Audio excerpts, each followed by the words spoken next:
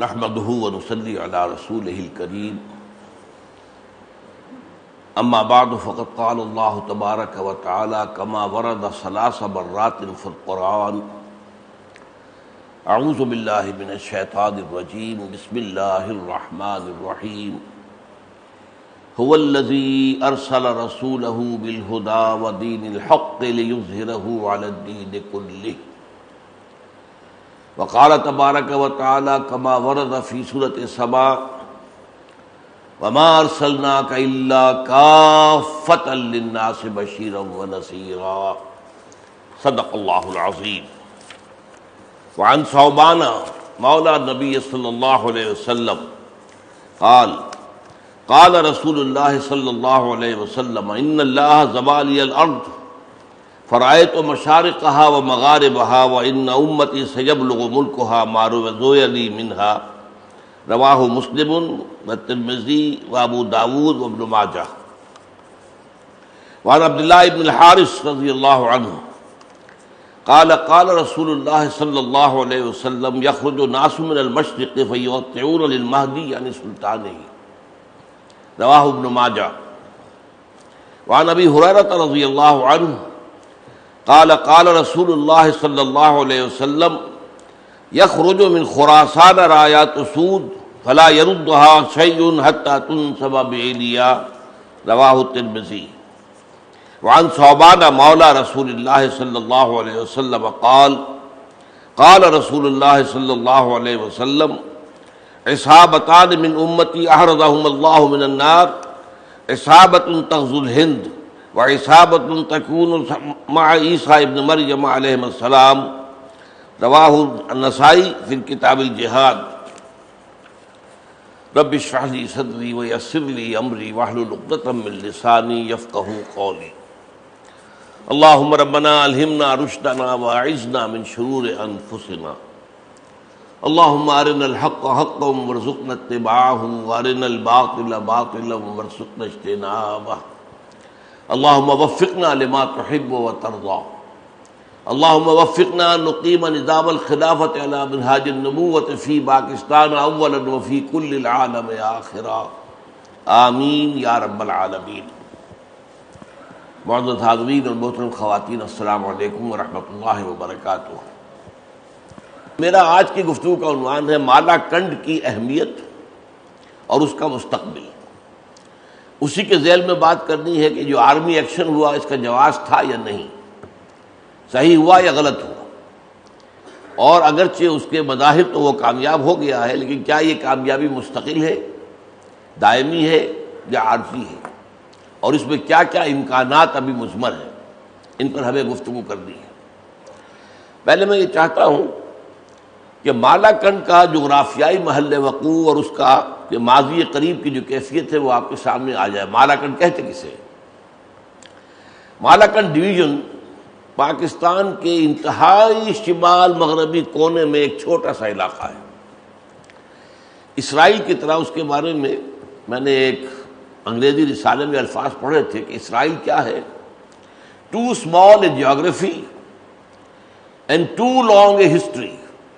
یہ اسرائیل ایک ایسا علاقہ ہے کہ جغرافی کے اعتبار سے بہت چھوٹا ہے۔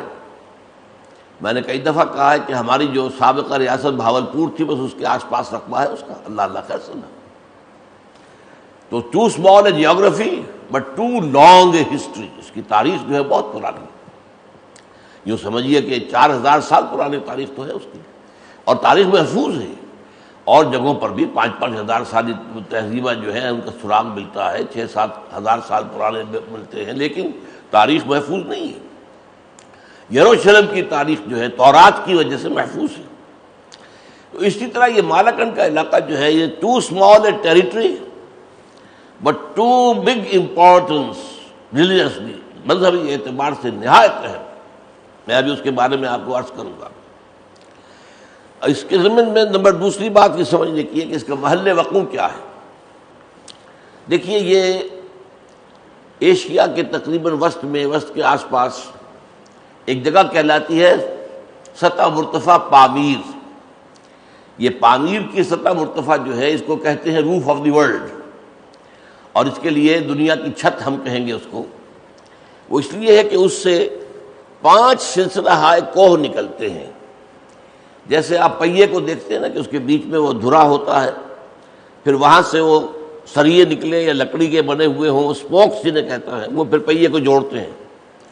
اسی طریقے سے یہ پہاڑ اور اس سے یہ اسپوکس نکل کے اس کے گول دائرے کی طرف جا رہے ہیں. یہ جو 5 سلسلہ ہائے کوہ ہیں ان میں سے نوٹ کر لیجئے، ان میں جنوب مشرق میں آتا ہے وہاں سے کوہ ہمالیہ، جنوب مشرق. جنوب مغرب میں آتا ہے کوہ ہندو کش.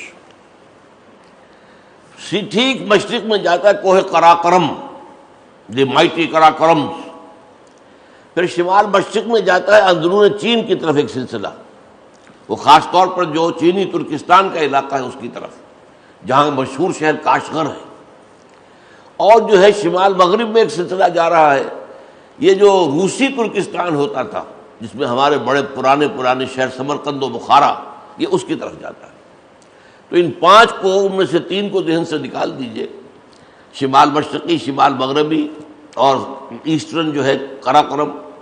یہ جو نچلے 2 ہیں، جو وہاں سے جنوب مشرق کو جا رہا ہے ہمالیہ اور جنوب مغرب کو جا رہا ہے وہ ہندو، اس کے درمیان جو ہے یہ ایک علاقہ بنتا ہے کہ جو نیچے پھیلتا جاتا ہے. اوپر تو جڑا ہوا ہے سطح مرتفع پامیر کے ساتھ، نیچے یہ پھیلتا ہے، میدانی علاقہ آتا ہے، پھر اس میں وادیاں بھی ہیں، کوہستان بھی ہے. لیکن یہ کہ یہ علاقہ اس میں کچھ دور جانے کے بعد، جنوب کی طرف آ جانے کے بعد، جبکہ کوہ ہمالیہ بھی اپنا رخ جو ہے فائنلی مشرق کی طرف کر لیتا ہے اور کوہ ہندو کش بھی زیادہ جو ہے پھر مغرب کی طرف جاتا ہے، وہاں پر اس کے بیس کے طور پر کوہ مالاکنڈ ہے، مالاکنڈ کا پہاڑ ہے.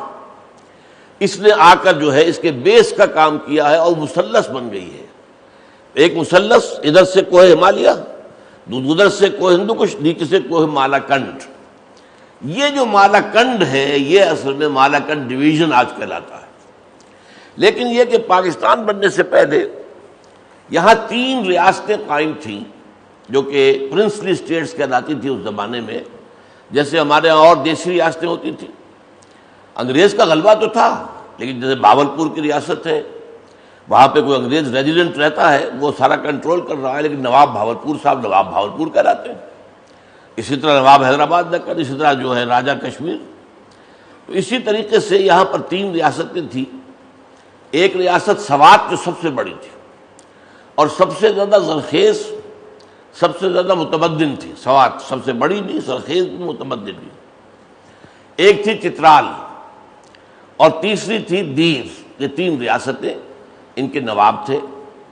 اس کے علاوہ جو باجوڑ کا علاقہ آج کل کہلاتا ہے وہ اس وقت 4 خانیٹس میں تقسیم تھا.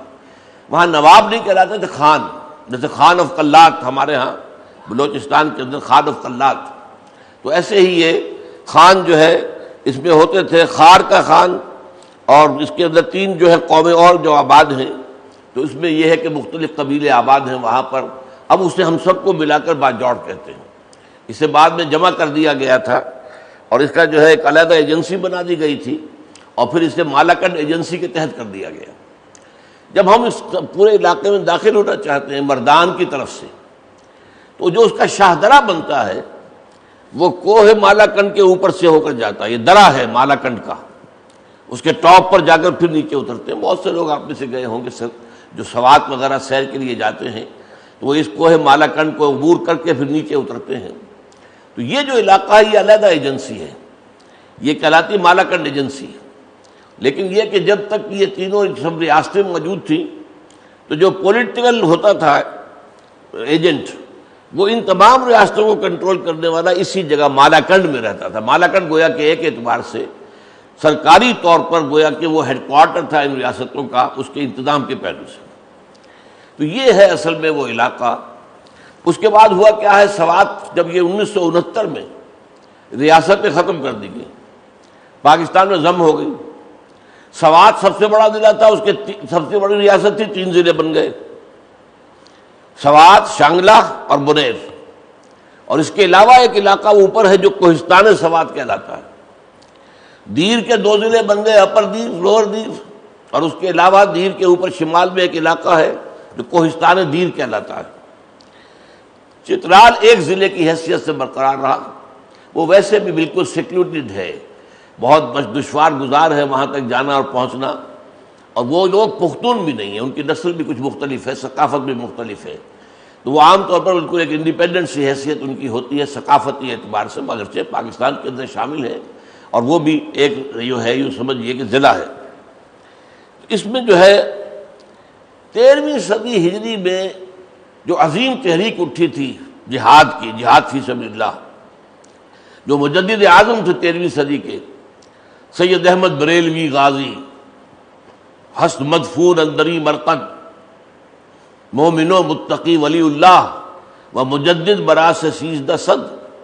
یہ میں سن 52 میں پہلی مرتبہ گیا تھا بالا کوٹ، تو وہاں میں نے ایک قبر پر یہ کتبہ دیکھا تھا، بعد میں معلوم ہوا وہ غلط بات تھی، وہ قبر جو ہے سید صاحب کی نہیں ہے، سید صاحب کی تو لاش ملی ہی نہیں تھی، وہ تو جب شہید ہوئے ہیں سکھوں کے ہاتھوں پھر ان کی لاش نہیں ملی، لیکن یہ کہ شاہ اسماعیل شہید کا جو ہے قبر موجود ہے اور وہ اوتھینٹک ہے، وہ ذرا فاصلے پر ہے وہاں سے۔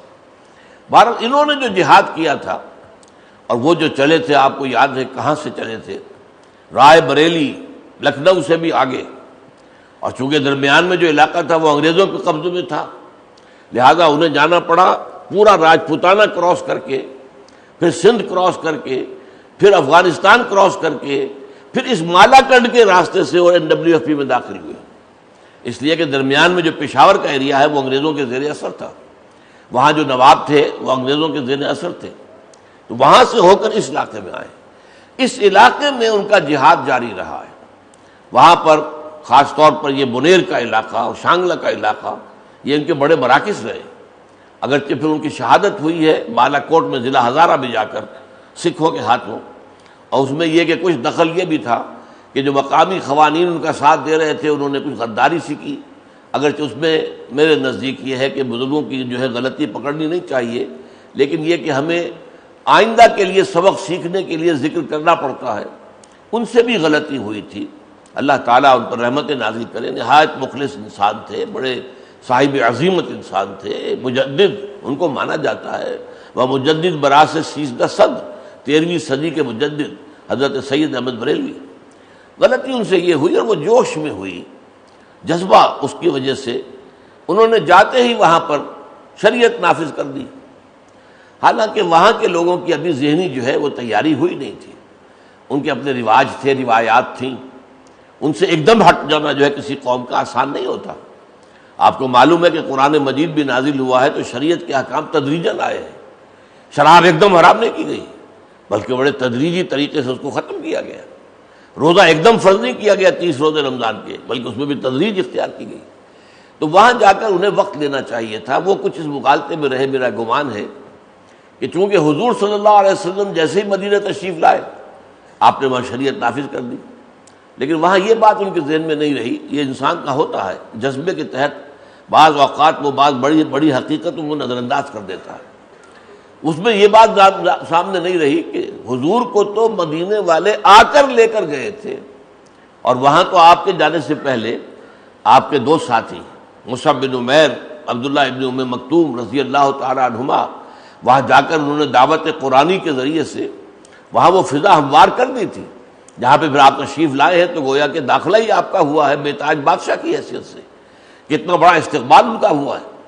لیکن یہاں معاملہ تو یہ نہیں تھا، سرحد کے پٹھان جا کر تو نہیں آپ کو لے کر آئے تھے، آپ تو خود آ گئے تھے، لیکن انہوں نے مہمان نوازی کی، ساتھ دیا اور بہت کچھ تعاون بھی کیا، اس میں کوئی شک نہیں ہے، لیکن پھر یہ کہ بعض معاملات کے اندر وہ اپنے رواج وغیرہ کی وجہ سے اس کے اندر ان کے سختی آئی، اور پھر کچھ لوگوں نے بغاوت بھی کی اور بڑی تعداد میں مجاہدین کو اس علاقے کے لوگوں نے قتل بھی کیا، شہید کر دیا۔ بہرحال یہ ایک میری گفتگو کا اصل حصہ نہیں ہے، اس سے ہٹ کر بات ہے، لیکن یہ کہ اس جگہ پر جہاد اس کے بعد بھی جاری رہا، انگریزوں کو یہاں قدم جمانے میں بڑی مشکل رہی، جیسے افغانستان میں وہ قدم نہیں جما سکے، یہاں پر بھی قدم جما تو لیے بعد میں انہوں نے، لیکن یہ ہے کہ ایک تو آزاد قبائل چھوڑ دیے سرحد کے اندر، اس لیے کہ ان کے کنٹرول میں نہیں آ رہے تھے، وہ علاقہ آج بھی آزاد قبائل کہلاتا ہے۔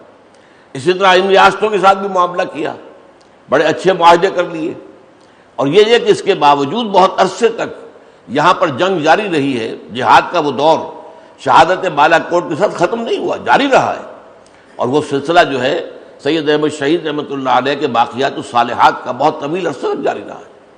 اور اس میں میں یہ بھی بتا دوں آپ کو کہ جب مالاکنڈ پہاڑ سے اترتے ہیں سوات کی طرف جانے کے لیے تو وہ بائیں ہاتھ کو ایک پہاڑ کی چوٹی کے قریب نظر آتی ہے کہ پکٹ ہے، ایک چوکی ہے، وہ چرچلز پکٹ کہلاتی ہے.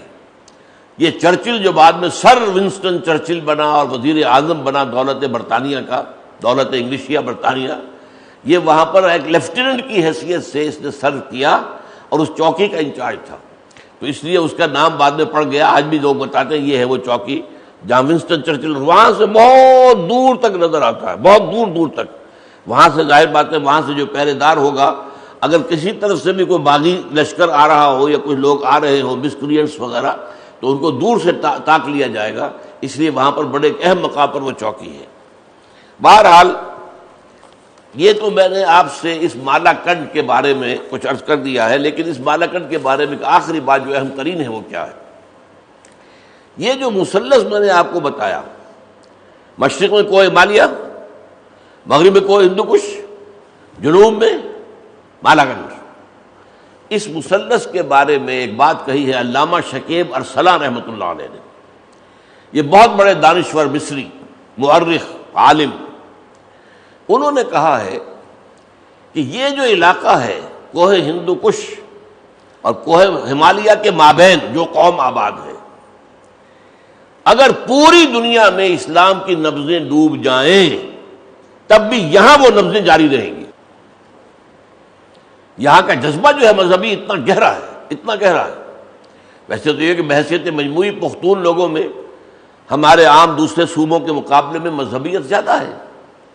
آپ اسے حقیقی مذہبیت نہ کہیں، بھارت کا نماز روزہ اس کی پابندی، شاعر اسلامی، داڑھی اور یہ وہ ساری چیزیں جو ہیں ان کا تو جتنا اہتمام ان کے ہاں ہے آپ کو اتنا پنجاب اور سندھ میں تو نظر نہیں آئے گا، کراچی میں تو نظر نہیں آئے گا، لاہور میں تو نظر نہیں آئے گا.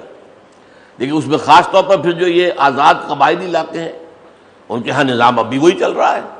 فیصلے جو ہیں وہ شریعت کے مطابق ہو جاتے ہیں، جرگہ بیٹھتا ہے فیصلہ کر دیتے ہیں، کوئی پولیس نہیں، کوئی چوکی پرچہ، کچھ بھی نہیں.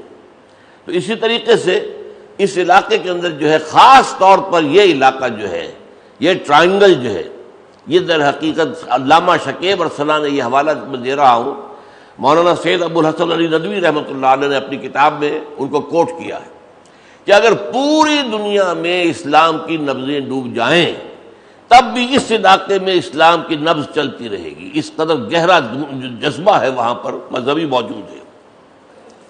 اب آئیے ایک شخصیت کا تعارف. یہ جو تحریک وہاں چلی تھی جس کا نام تھا تحریک نفاذ شریعت محمدی، اس کا آغاز کرنے والے، اس کی روح رواں، اس کی پیوٹ، اس کا مرکز و محور ایک شخص مولانا صوفی محمد.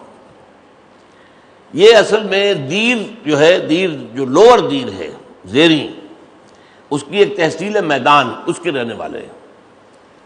پوری طرح فارغ التحصیل ہیں یا نہیں، مستند عالم ہیں یا نہیں، میرے علم میں نہیں ہے، حتمی طور پر معلوم نہیں ہے، لیکن بہرحال عالم کی حیثیت سے ان کا احترام ہوتا ہے. لیکن نہایت نیک، متقی، متدین اور مخلص انسان ہے، بہت ہی درویش برش انسان ہے. لہذا عوام میں بہت محبوب ہے، بہت پاپولر ہے، ان کا بہت ادب ہے، لوگ ان کا بہت ہی لحاظ کرتے ہیں، ان کی بات سنتے ہیں اور مانتے ہیں. اگرچہ جدید تعلیم اور فکر، صرف تعلیم نہیں، جدید تعلیم بھی اور جدید تھاٹ بھی. اب جدید پولیٹیکل تھاٹ کیا ہے، جدید اکنامک تھاٹ کیا ہے، سوشل تھاٹ کیا ہے، اس میں کیا غلط ہے، کیسے ختم کرنا ہے، دوسرا ہمیں اسلام کو لانا ہے تو اس کے اندر کیا جو ہے تبدیلیاں کرنی پڑیں گی ایگزسٹنگ نظام میں، ان کے بارے میں ان کا کوئی ذہن واضح نہیں ہے، بلکہ اس سے وہ بہت حد تک محروم ہے. اچھا، نمبر 2 یہ کہ میرے اور ان کے درمیان ایک قدر مشترک ہے، وہ یہ ہے کہ وہ بھی جماعت اسلامی کے رکن تھے، میں بھی جماعت کا رکن تھا. اب مجھے معلوم نہیں وہ کب علیحدہ ہوئے، اور یہ بھی مجھے معلوم نہیں کہ وہ مجھ سے بڑے ہیں عمر میں یا میں ان سے بڑا ہوں، اللہ عالم، شاید ہو سکتا ہے کہ آس پاس ہی کے ہوں. لیکن یہ کہ یہ بہت بعد میں علیحدہ ہوئے ہیں، اور ایک زمانے میں انہوں نے وہاں الیکشن میں بھی، یونین کونسل کی الیکشن میں بھی حصہ لیا جماعت کے ٹکٹ پر، لیکن ناکام ہوئے. لیکن اس کے بعد پھر یہ جماعت کو چھوڑ گئے، میں نے بھی چھوڑ دی جماعت.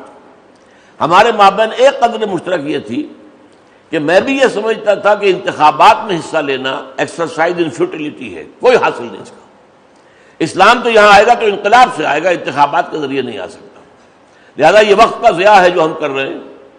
لیکن انہوں نے اس سے آگے بڑھ کر سخت موقف اختیار کیا کہ الیکشن حرام، ووٹ دینا حرام، الیکشن لڑنا حرام، یہ ساری چیزوں پر حرمت کا فتویٰ دے دیا۔ بہرحال جب یہ میرے اور ان کے درمیان اس معاملے میں یہ اختلاف ہے، باقی یہ کہ میں بھی الیکشن کو میں نہیں سمجھتا کہ وہ کوئی مفید ذریعہ ہے اسلام کے نفاذ کا، اور ثابت ہو چکا ہے۔ اب تو یوں سمجھیے سن 51 سے جو شروع ہوئے تھے الیکشن پاکستان میں، اب یہ 2008 تک کے الیکشن کے نتیجے کیا نکلا ہے، اسلام کو کیا ملا آج تک، اس سے اس کا حساب انسان کرے۔ بہرحال جہاں تک صوفی محمد صاحب کا تعلق ہے، میں نے بتایا نا، میں نہیں کہہ سکتا کہ مجھ سے بڑے ہیں یا چھوٹے ہیں، لیکن صحت ان کی بہت اچھی ہے، پیدل چلنے کے ماہر ہے، چریرا بدن ہے۔ انہوں نے جو کی ہے لانگ مارچ انہوں نے بھی کیا ہے، جب وہ امن معاہدہ میں ابھی ذکر کروں گا اس کا ہوا ہے، اور یہ کہ کوئی معذوری الحمدللہ انہیں نہیں ہے۔ اب آئیے 1994 میں انہوں نے تحریک کا آغاز کیا، ایک عوامی تحریک، عوامی مطالباتی تحریک۔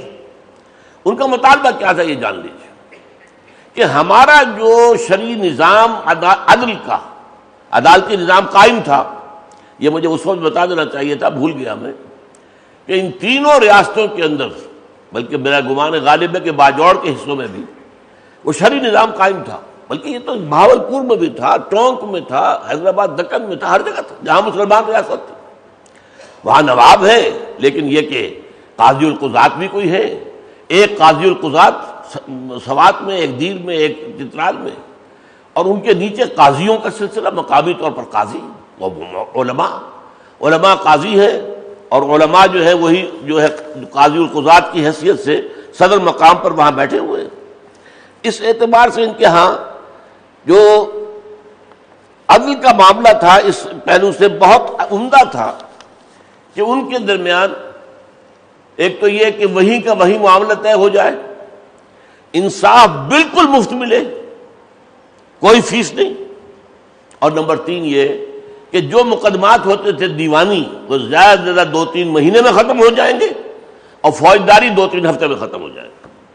یہ جو انہیں سہولتیں حاصل تھیں، اور ظاہر بات ہے جہاں کوئی شرعی قوانین نافذ تھے وہاں امن بھی تھا، اور وہ تو جیسے کہ ابھی ہم نے دیکھا، ابھی تو ہمارے سامنے کی بات ہے کہ افغانستان میں طالبان نے کوئی شرعی سزائیں نافذ کی ہیں اور وہ امن ہو گیا، جرم ختم ہو گیا۔ یہ برکات تو متفق علیہ ہے کہ اسلامی قوانین، حدود اور تعزیرات جو ہے خاص طور پر وہ اگر نافذ کر دی جائیں تو جرم ختم ہو جائے گا۔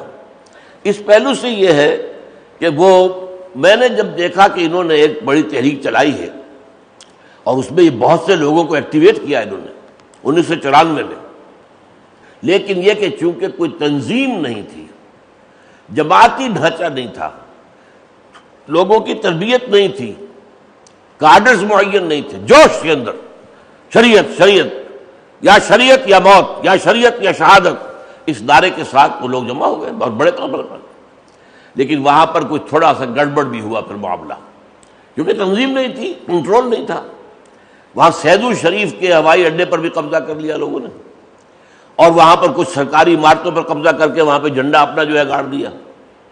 اس پر حکومت جو ہے پھر وہ ہے اپنے پوری طریقے سے وہ آئی، اپنے عمل اس نے شروع کیا، اور وہاں پر جو ہے تصادم، بڑے پیمانے پر تصادم کا خطرہ پیدا ہو گیا تھا۔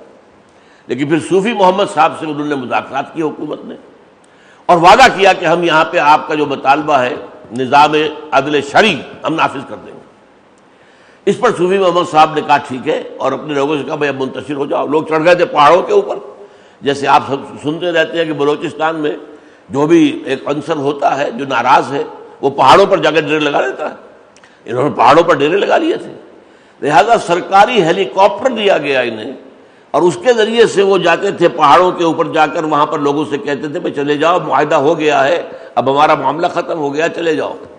تو وہی بات جو میں کہہ رہا ہوں کہ چونکہ کوئی نظم نہیں تھا، تربیت نہیں تھی، کوئی ڈسپلن نہیں تھا، کوئی پوری طریقے سے اچھی طرح واقفیت بھی نہیں تھی ایک دوسرے کے ساتھ، تو سننے میں آیا بہت سے لوگوں نے تو فوراً بات مان لی صوفی صاحب کی۔ کچھ لوگوں نے یہاں تک کہا کہ معلوم ہوتا ہے کہ مولوی بک گیا ہے، انا للہ و انا الیہ راجعون، تو یہ در حقیقت یہ تھی اصل میں وہ پہلی تحریک جو 1994 میں ہوئی. اس پر مجھے دلچسپی پیدا ہوئی.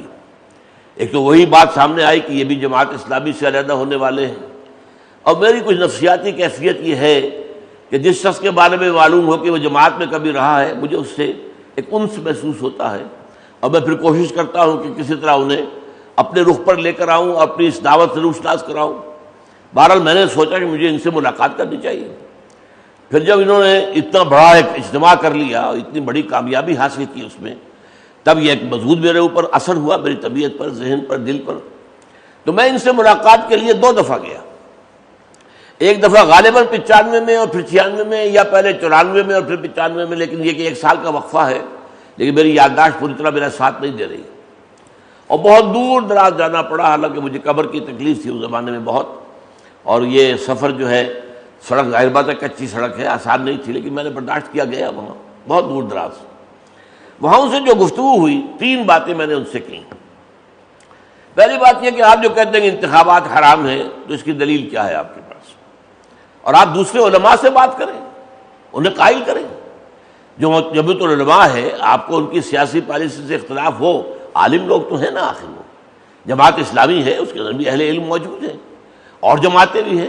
تو آپ ان سے بات کریں، دلیل دیں، اپنی بات منوائیں، یا ان کی بات کریں. نہیں، میں کسی سے بات نہیں کرنا چاہتا، میری رائے ہے، میں اس پر قائم ہوں. میں نے اندازہ کیا کہ آدمی، وہ جو علامہ اقبال نے کہا کہ اس دور میں سب مٹ جائیں گے، ہاں باقی وہ رہ جائے گا جو قائم اپنی راہ پہ ہے اور پکا اپنی ہٹ کا ہے. تو یہ ہٹ کے پکے معلوم ہوتے ہیں. اور یہ بھی ایک اصول میرے نزدیک بہت عرصے سے طے شدہ تھا کہ جو شخص جتنا زیادہ مخلص ہوتا ہے اتنا ہی زیادہ ضدی بھی ہوتا ہے، اپنی بات پر قائم، اڑا رہنے والا. نمبر 2، میں نے ان سے یہ کہا کہ دیکھیے، آپ شریعت چاہتے ہیں پاکستان میں یا مالاکنڈ میں، تو مالاکنڈ تو کوئی ایک ملک نہیں ہے، ملک تو پاکستان ہے.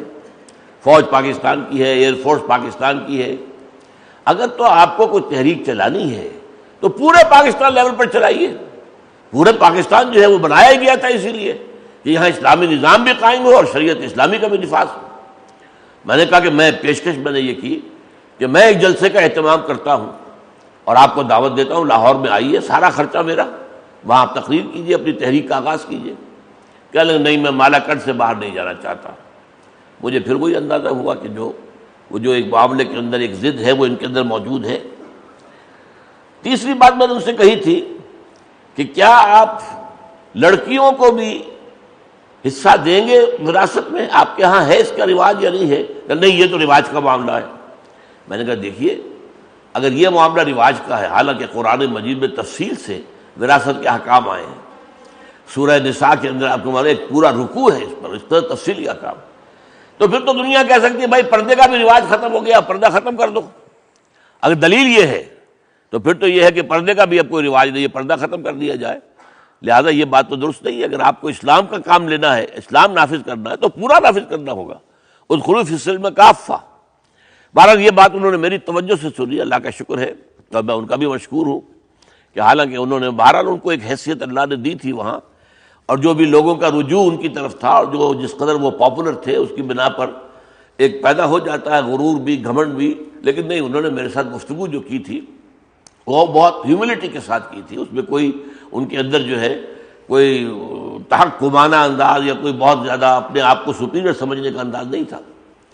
لیکن پھر جب دوبارہ میں گیا ہوں ان کے پاس 1 سال کے بعد، تب میں نے جب پوچھا تو ان کا کہ ہاں اب میں نے بیعت لینی شروع کر دی ہے کہ ہم خواتین کو بھی، لڑکیوں کو بھی وراثت میں حصہ دیں گے، اب میں بیعت لے رہا ہوں. میں نے کہا بہت عمدہ ہوا. بات اس سے مجھے اندازہ ہوا کہ ہے اگرچہ ضدی، لیکن بات سننے کے لیے تیار ہوتے ہیں، غور کرنے کو تیار ہوتے ہیں، اور اگر بات دل کو لگے تو اسے قبول کرتے ہیں. یہ میرا ان کے ساتھ جو ہے رابطہ رہا، اور یہ میں نے اس کے سارے بیان آپ کو اس لیے کر دیا کہ مجھے جو خاص طور پر دلچسپی ہے مالاکنڈ کے معاملے سے، تو میں چاہتا ہوں کہ مالاکنڈ کا اصل مسئلہ سب کے سامنے آئے، اس کا پس منظر سامنے آئے. یہ مالاکنڈ کا معاملہ طالبان کی تحریک سے افغانستان سے بالکل علیحدہ ہے. یہ تو 1988 سے شروع ہوا ہے، وہ آج کی بات تو نہیں ہے. وہ تو بہت بعد میں معاملہ ہوا ہے کہ جو کچھ ہوا ہے افغانستان کے اندر، لیکن 1988 سے جو معاملہ چل رہا تھا یہاں پر، وہ تحریک نفاذ شریعت محمدی صلی اللہ علیہ وسلم، یہ سوات سے اٹھی تحریک، اور بنیادی طور پر سوات کی تحریک کہلاتی ہے. ایک ہوتے ہوتے مالاکنڈ میں پھیل گئی. مالاکنڈ میں سے چترال میں تو میرے خیال میں اس کے اثرات نہیں ہیں، لیکن دیر اور باجوڑ میں بڑے گہرے اثرات ہیں. لیکن یہ کہ اس کے پس منظر کو اچھے طریقے سے سمجھنا بہت ضروری ہے. اب دیکھیے، تحریک نفاذ شریعت محمدی کا پہلا میں نے دور آپ کو بتایا، 1994 کا جو معاملہ تھا، اس کو اٹھایا صوفی محمد صاحب نے، اور جیسا کہ میں نے بتایا بہت بڑا مظاہرہ ہوا، شو آف فورس. اس میں ایئرپورٹ پر بھی قبضہ کر لیا گیا، سعد الشریف کی، اور عمارتوں پر بھی. لیکن پھر یہ ہے کہ حکومت نے صوفی صاحب کے ساتھ مذاکرات کیے، وعدہ کیا کہ ہم شرعی نظام عدل یہاں رائج کر دیں گے. انہوں نے کال آف کر دیا. لیکن یہ کہ حکومت کی جانب سے خلاف ورزی ہوئی، انہوں نے وعدہ جو ہے وہ پورا نہیں کیا، اور لوگوں کے اندر اس سے ایک رد عمل پیدا ہوا، غصہ پیدا ہوا. اس کے بعد دوبارہ 1999 میں صوفی صاحب نے پھر تحریک اٹھائی، پھر ایک بہت بڑا اجتماع کیا چکدرا. چکدرا یہ اہم مقام ہے، جو مالاکنڈ سے نیچے اترتے ہیں جب اور سواری سے چلتے ہیں تو پہلا بڑا شہری آتا ہے. تو یہاں پر ایک بہت بڑا میدان ہے، اس میں بہت بڑا اجتماع کیا. میرے سننے میں آیا تھا کہ 80,000 سے لے کر 1,00,000 تک آدمی انہوں نے جمع کر دیا، ڈیرے ڈال کر بیٹھ گئے تھے وہاں. ایک ریلی میں آ جانا 80,000 آدمی کا اور ہے، اور ایک یہ کہ ایک مقام پر دھرنا دے کر بیٹھ جانا. لیکن یہ کہ مالاکنڈ سے آگے وہ سارا راستہ فوج نے روک رکھا ہوا تھا، راستہ تو وہی تھا، آگے جانے سے روک رہے تھے. پھر ان کے ساتھ مذاکرات ہوئے، دوبارہ عہد کیا گیا کہ ہاں ہم آپ کا مطالبہ مان لیں گے، اور یہاں پر نظام شرعی جو ہے وہ نافذ کر دیا جائے گا، عدالتی نظام. لیکن پھر اس کی خلاف ورزی ہوئی. اس کے بعد آگے مشرف صاحب. یہ دوسرا دور. پہلا دور وہ تھا جس میں بے نظیر کی حکومت تھی، دوسرا دور یہ تھا جس میں کہ نواز شریف کی حکومت تھی. اب تیسرا دور وہ آیا جب کہ مشرف صاحب کی حکومت آ گئی. مشرف صاحب نے 2001 میں صوفی صاحب کو قید کیا، گرفتار کیا، حراست میں ڈال دیا، 7 برس تک جیل میں رکھا. 2001 سے لے کر 2008 تک. یہ نوٹ کیجئے یہ واقعات. نتیجہ کیا نکلا؟ اب جو قیادت تھی ہاتھ میں صوفی صاحب کے، وہ تو آپ نے جیل میں بند کر دیا اس کو. اب جو نوجوان عنصر تھا، جو شکیلا تھا، وہ سامنے آ گیا، دوسری صف آ گئی. اور اس صف کے اندر سب سے نمایاں آدمی صوفی محمد کا داماد مولوی فضل اللہ. یہ جو ہے یہ بہت ہی یوں سمجھیے کہ ملیٹنٹ ٹائپ آدمی. تو انہوں نے پھر اس کو ایک ملیٹنٹ تحریک کی شکل دے دی، اور یہ کوئی 2-3 سال 4 سال کے اندر یہ بڑھ کر جوان ہو گئی. جب یہ تحریک اب جوان ہو گئی اس علاقے کے اندر، اور ایک مسلح قسم کی جو ہے انسرجنسی کا آغاز ہو گیا. اور وہ یہی کہتے تھے کہ ہم سے 2 مرتبہ وعدہ کر کے انہوں نے جھوٹ کیا ہے، اب ہم جو ہے وہ اگر سیدھی انگلیوں سے نہیں گھی نکلتا تو ٹیڑھی سے نکالنا پڑتا ہے، لہذا یہ ہم تو اب یہ کام کریں گے. صوفی محمد جیل میں تھے، انہیں روکنے والا کوئی تھا نہیں. کوئی ایسی شخصیت نہیں تھی جو اتنی معتمد علیہ ہو، اتنی پاپولر ہو، اتنی لوگوں میں مقبول ہو کہ ان کے کہنے کے اوپر وہ حکم جو ہے ان کا مان لیں. بہرحال اس میں اس موقع پر 5 عناصر اور شامل ہو گئے. ایک تو یہ تحریک نفاذ شریعت محمدی، جس کا میں نے پورا بیک گراؤنڈ آپ کو بتایا، جو شروع ہوئی سوات سے. شروع کرنے والے صوفی محمد صاحب، ان کے 4 ادوار پر گنوا دیے میں نے. اب یہ ہوا ہے کہ جب یہ مرحلہ آ گیا، ملیٹنٹ ایکشن شروع کیا ہے ان لوگوں نے، تو اب اس کے اندر شامل ہونے والوں میں نمبر 1 وہ لوگ کہ جو افغانستان کے جہاد میں گئے تھے صوبہ سرحد کے علاقوں سے، اور وہاں افغانستان میں امریکہ نے حملہ کر کے طالبان کی حکومت ختم کر دی، اور وہ لوگ اپنے گھروں کو واپس آئے. تو وہ جہاد کا جذبہ جو پیدا ہو چکا تھا، ان کو نظر آیا کہ اب وہاں جہاد ہو رہا ہے سعد الشریف میں اور سوات میں اور مالاکنڈ میں، چلو وہاں چلے. وہ آ گئے. جیسے وہ میں نے نزدیک مخلص تھے، یہ دوسرا عنصر بھی مخلص تھا. تیسرا عنصر یہ کہ ان میں وہ بھی شامل تھے جو افغانستان میں بیرون افغانستان سے آئے تھے، چچنیا سے آئے ہوئے ہیں، ازبکستان سے آئے ہوئے ہیں، اور لیبیا سے آئے ہوئے ہیں، مصر سے آئے ہوئے ہیں، سعودی عرب سے آئے ہوئے ہیں، پاکستان سے آئے ہوئے ہیں. اب یہ لوگ جو تھے غیر ملکی، وہاں پر جو افغانستان میں طالبان کی حکومت ختم ہوئی تو جو لوکل طالبان تھے وہ تو اپنے اپنے قبیلوں میں چلے گئے، جا کر انہیں پناہ مل گئی، اپنے قبیلوں میں چلے گئے، گھس گئے. لیکن یہ کہ یہ کہاں جاتے ہیں؟ اب یہ تو غیر ملکی ہیں. یہ لوگ پاکستان آئے، اور جو یہ آزاد قبائلی علاقے ہیں، وزیرستان، نارتھ اور ساؤتھ، اور باجوڑ کا علاقہ، وہ بہت زیادہ جو ہے متصل ہے افغانستان کی سرحد سے، یہاں پر آ کر وہ آباد بھی ہو گئے. انہوں نے شادیاں بھی کر لیں، اور یہاں پہ ان کے بچے بھی ہو گئے، اور یہاں پر وہ جہاد میں بھی حصہ لے رہے تھے. نمبر 4 پر ان میں وہ شامل ہو گئے کہ جو مقامی طور پر جرائم پیشہ لوگ تھے، اور اغوا برائے تاوان پیسہ کمانے کا ذریعہ، اسمگلر، پہلے ہیروئن کی اسمگلنگ کر رہے تھے، اب ہتھیاروں کی بھی کر رہے ہیں، ہیروئن کی بھی کر رہے ہیں، اور نقاب ڈال دیا اپنے اوپر طالبان کا تاکہ پکڑ میں نہ آئے، لوگ عام طور پر سمجھیں گے یہ طالبان ہیں، اس لیے وہ جو ہے ان کے ساتھ ریاض برتے ہیں۔ یہ تیسرا ایلیمنٹ اس میں شامل ہو گیا۔ چوتھا ایلیمنٹ، خاد، را، موساد، نیٹو اور روس کے ایجنٹ، یہ داخل ہوئے ہیں بڑے پیمانے پر، اور ان کو ہتھیار مل رہے تھے افغانستان سے۔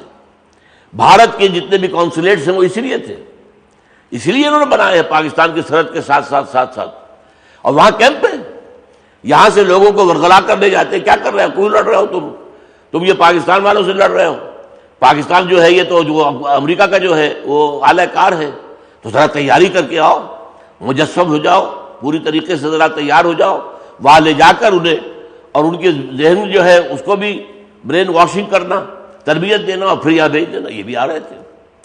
ان سب کا مقصد کیا تھا؟ پاکستان کو ڈسٹیبلائز کرنا، تاکہ جو عالمی صلیبی جنگ شروع ہو گئی ہے، اس پر تفصیل سے گفتگو میں کر چکا ہوں، اس وقت تھوڑا سا بعد میں اشارہ کروں گا۔ صرف آخری عالمی صلیبی جنگ جو حملہ افغانستان کے ساتھ شروع ہو چکی ہے، اس جنگ کا جو اگلا مرحلہ ہے اس کو شروع کرنے سے پہلے وہ یہ چاہتے ہیں، نیو کونس جو ہے عیسائی اور یہودی زائنسٹ، ان کی خواہش یہ ہے، اور ان کے تحت امریکہ کا پلان کیا ہے کہ پاکستان کو ڈیسٹیبلائز کیا جائے، اور ڈیسٹیبلائز کر کے وہاں جو ہے جواز پیدا کیا جائے کہ ہم داخل ہو جائیں، کہ یہاں تو بدامنی ہے، یہاں تو فساد ہے، ہم تو امن قائم کرنے آئے ہیں، اور پھر وہاں پر جا کر اور پاکستان کے ایٹمی دانت تو توڑ ہی دیے جائیں، تاکہ پھر وہ بھارت کے رحم و کرم پر ہو جائے، اور پھر بھارت جیسا چاہے اسے رکھے، ون پیس رکھنا چاہے تو رکھے، لیکن تابع محمل کی حیثیت سے، حصے مہرا کرنا چاہے تو کر دے، وہ اس کی مرضی پر ہے۔ یہ بات وہ ہے جو کونڈولیزا رائس جو ہوتی تھی، جو فورن منسٹر تھی امریکہ کی اس سے پہلے بش کے زمانے میں، اس نے کہا تھا، ایک دورے پر آئی تھی بھارت میں اور پاکستان میں، اور دورہ کر کے گئی اور جا کر وہاں کہا کہ پاکستان کے مستقبل کا فیصلہ، واشنگٹن میں جا کر کہا پاکستان کے مستقبل کا فیصلہ ہم اور بھارت مل کر کریں گے۔ یہ ساری ایک کانسپریسی ہے، گلوبل کانسپریسی ہے۔ بہرحال اب اس کے ضمن میں امریکہ کیا چاہتا ہے کہ پاکستان کو ڈسٹیبلائز کیا جائے۔ اب یہ را کے ایجنٹ، موساد کے ایجنٹ، یہ تخریبی کارروائیاں کرتے تھے، یہ جا کر جو ہے کسی مدرسے کو اڑا دیا، کسی اس کو اڑا دیا، کسی کو ذبح کر کے اس کی لاش لٹکا دی، تاکہ پرووکیشن ہو، مقامی آبادی بھی پرووک ہو، اور پاکستانی فوج بھی بڑھ کر پھر اقدام کرے، تاکہ یہاں پر یہ تصادم ہو جائے اور یہاں ڈیسٹیبلائزیشن ہو جائے، اور وہ ہمارے آقاؤں کو موقع مل جائے اور جواز مل جائے کہ وہ پاکستان میں داخل ہو کر اور اس کو ڈسممبر کریں یا رکھیں بھی تو یہ کہ کم سے کم ایٹمی دانت توڑ دیں۔ یہ کام ان کا تھا جس کے لیے یہ ایجنٹ یہاں پر آئے ہیں، اور اصل تخریبی کارروائیاں ان بدبختوں نے کی ہیں۔ ہوتا تھا بسا اوقات کو پکڑے گئے، وہاں کے لوکل لوگ بتاتے تھے، جب دیکھا تو معلوم تو خطرہ ہی نہیں ہے، وہ مسلمان ہے ہی نہیں۔ اسی طریقے سے اور بھی بالکل معلوم ہوتا دوسرے جو ہے ہندو سکھ وغیرہ آئے ہیں وہاں پر تربیت لے کر، اور انہوں نے آ کر ان کے ساتھ اپنے آپ کو شامل کیا۔ اور پانچویں بات اور نوٹ کیجئے، اور وہ یہ ہے کہ پاکستان بننے سے پہلے بھی اس علاقے میں ایک کسان تحریک چل رہی تھی قوانین کے خلاف، جیسے سندھ میں ہے وڈیرے، اب ایک وڈیرے کی کتنی زمین ہے، اس کی کتنی رعیت ہے، اس کے اپنے جو ہے پرائیویٹ جیل خانے ہیں، وہ سزائیں دے رہے ہیں، وہ ساری حکومتیں ان کی ہوتی تھی، اور بیچارہ ہاری جو تھا وہ تو کمی کاری، اس کو تو بھوکے سے نجات نہیں ملتی تھی، اگاتا وہ تھا، ہر وہ چلاتا تھا، اور فصل کاٹتا وہ تھا، لیکن عیش کرتا تھا جو ہے جو جاگیردار۔ یہی قوانین سرحد کے۔ تو وہاں پر اصل میں کمیونزم تحریک کے تحت، کیونکہ افغانستان میں یہ تحریک کافی مضبوط تھی، چلی آ رہی تھی، جس کے نتیجے میں شاہ ظاہر شاہ کا تختہ الٹا گیا، اور بعد میں جو ہے وہاں پر کمیونسٹ رول آیا، یہاں پر بھی اس کے اثرات تھے، اور یہ کہ ایک تحریک چل رہی تھی اندر ہی اندر، لیکن اس کے بعد دب گئی، پاکستان میں دب گئی۔ اور نمبر دو یہ کہ جب رشیا USSR کی تحلیل ہو گئی تو اس سپورٹ کرنے والا اس کو کوئی نہیں رہا دنیا میں اس تحریک کو، اس لیے پوری دنیا میں آپ کو معلوم ہے کمیونسٹ تحریک جو ہے، لیفٹسٹ تحریک وہ ختم ہو چکی ہے، دب چکی ہے، اب ان کی کوئی اندر طاقت نہیں۔ لیکن یہاں ان لوگوں کی باسی کڑھی میں ابال آ گیا کہ یہ موقع ہے اب، چنانچہ انہوں نے قوانین کے خلاف جد و جہد شروع کی اور قوانین کا قتل عام شروع کیا، بڑے بڑے پٹھان، بڑے بڑے خان، بڑے بڑے زمیندار، یہاں تک کہ اکثر خواتین یا تو وہ قتل ہو گئے یا بھاگے وہاں سے، اور وہاں سے آپ کو معلوم ہے یہ اسفند یار ولی خان بھی بھاگ کر آ گیا تھا کہ اسلام آباد میں پناہ گزین ہو گیا تھا، اور بھی بڑے بڑے لوگ آ گئے، کوئی پشاور میں آگے پناہ گزین ہو گیا، چھپ گیا، کوئی اسلام آباد چلا گیا، جس کا جہاں سر چھپایا، اس لیے کہ انہیں معلوم تھا کہ یہ جو طاقت چلی آ رہی ہے یہ تو ہمارے لیے بہت بڑی ایک مصیبت ہو جائے گی، ہماری طاقت ختم کر دی جائے گی۔ بہرحال یہ تھا وہ دوسرا معاملہ کہ اس میں پھر جب یہ صورتحال اس درجے تک پہنچ گئی تو اس پر پھر صوفی محمد صاحب کو رہا کیا گیا مجبوراً، 2008 میں رہا کیا گیا، اور ان کے ساتھ مذاکرات ہوئے، تیسری بار مذاکرات ہوئے، پھر معاہدہ ہو گیا۔ اب یہ جو واقعات میں گنانے چلا ہوں ان کو اچھی طرح نوٹ کیجئے ڈیٹس وائز، تاکہ آپ فیصلہ کر سکیں کہ آرمی ایکشن جائز تھا یا نہیں تھا۔ پہلی بات سن لیجئے کہ پہلے معاہدہ ہو گیا حکومت سرحد کا اور صوفی محمد صاحب کا، کہ وہ ہم آپ کا دارالقضاء بھی قائم کر دیں گے اور ہم آپ کے قاضی کورٹس بھی قائم کر دیں گے، آپ کسی طریقے سے ان طالبان کو روکیے۔ انہوں نے یہ دستخط ہوئے ہیں 16 فروری 2009 کو۔ اس پر ناراضگی کا اظہار ہوا امریکہ کی طرف سے، نوٹ کیجئے اس کو، امریکہ کو کیوں ناراضگی ہوئی؟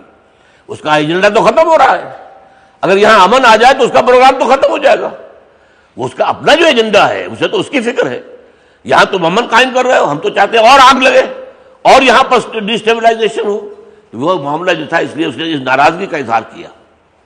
لیکن اسی وجہ سے جب تک کہ وہ سرحدی حکومت کا جو معاہدہ تھا صوفی صاحب کے ساتھ اسے مرکزی حکومت ریٹیفائی نہ کرے، صدر کی حیثیت سے زرداری صاحب تک دستخط نہ کرے، اس وقت تک وہ معاہدہ جو ہے وہ ویلڈ نہیں ہے۔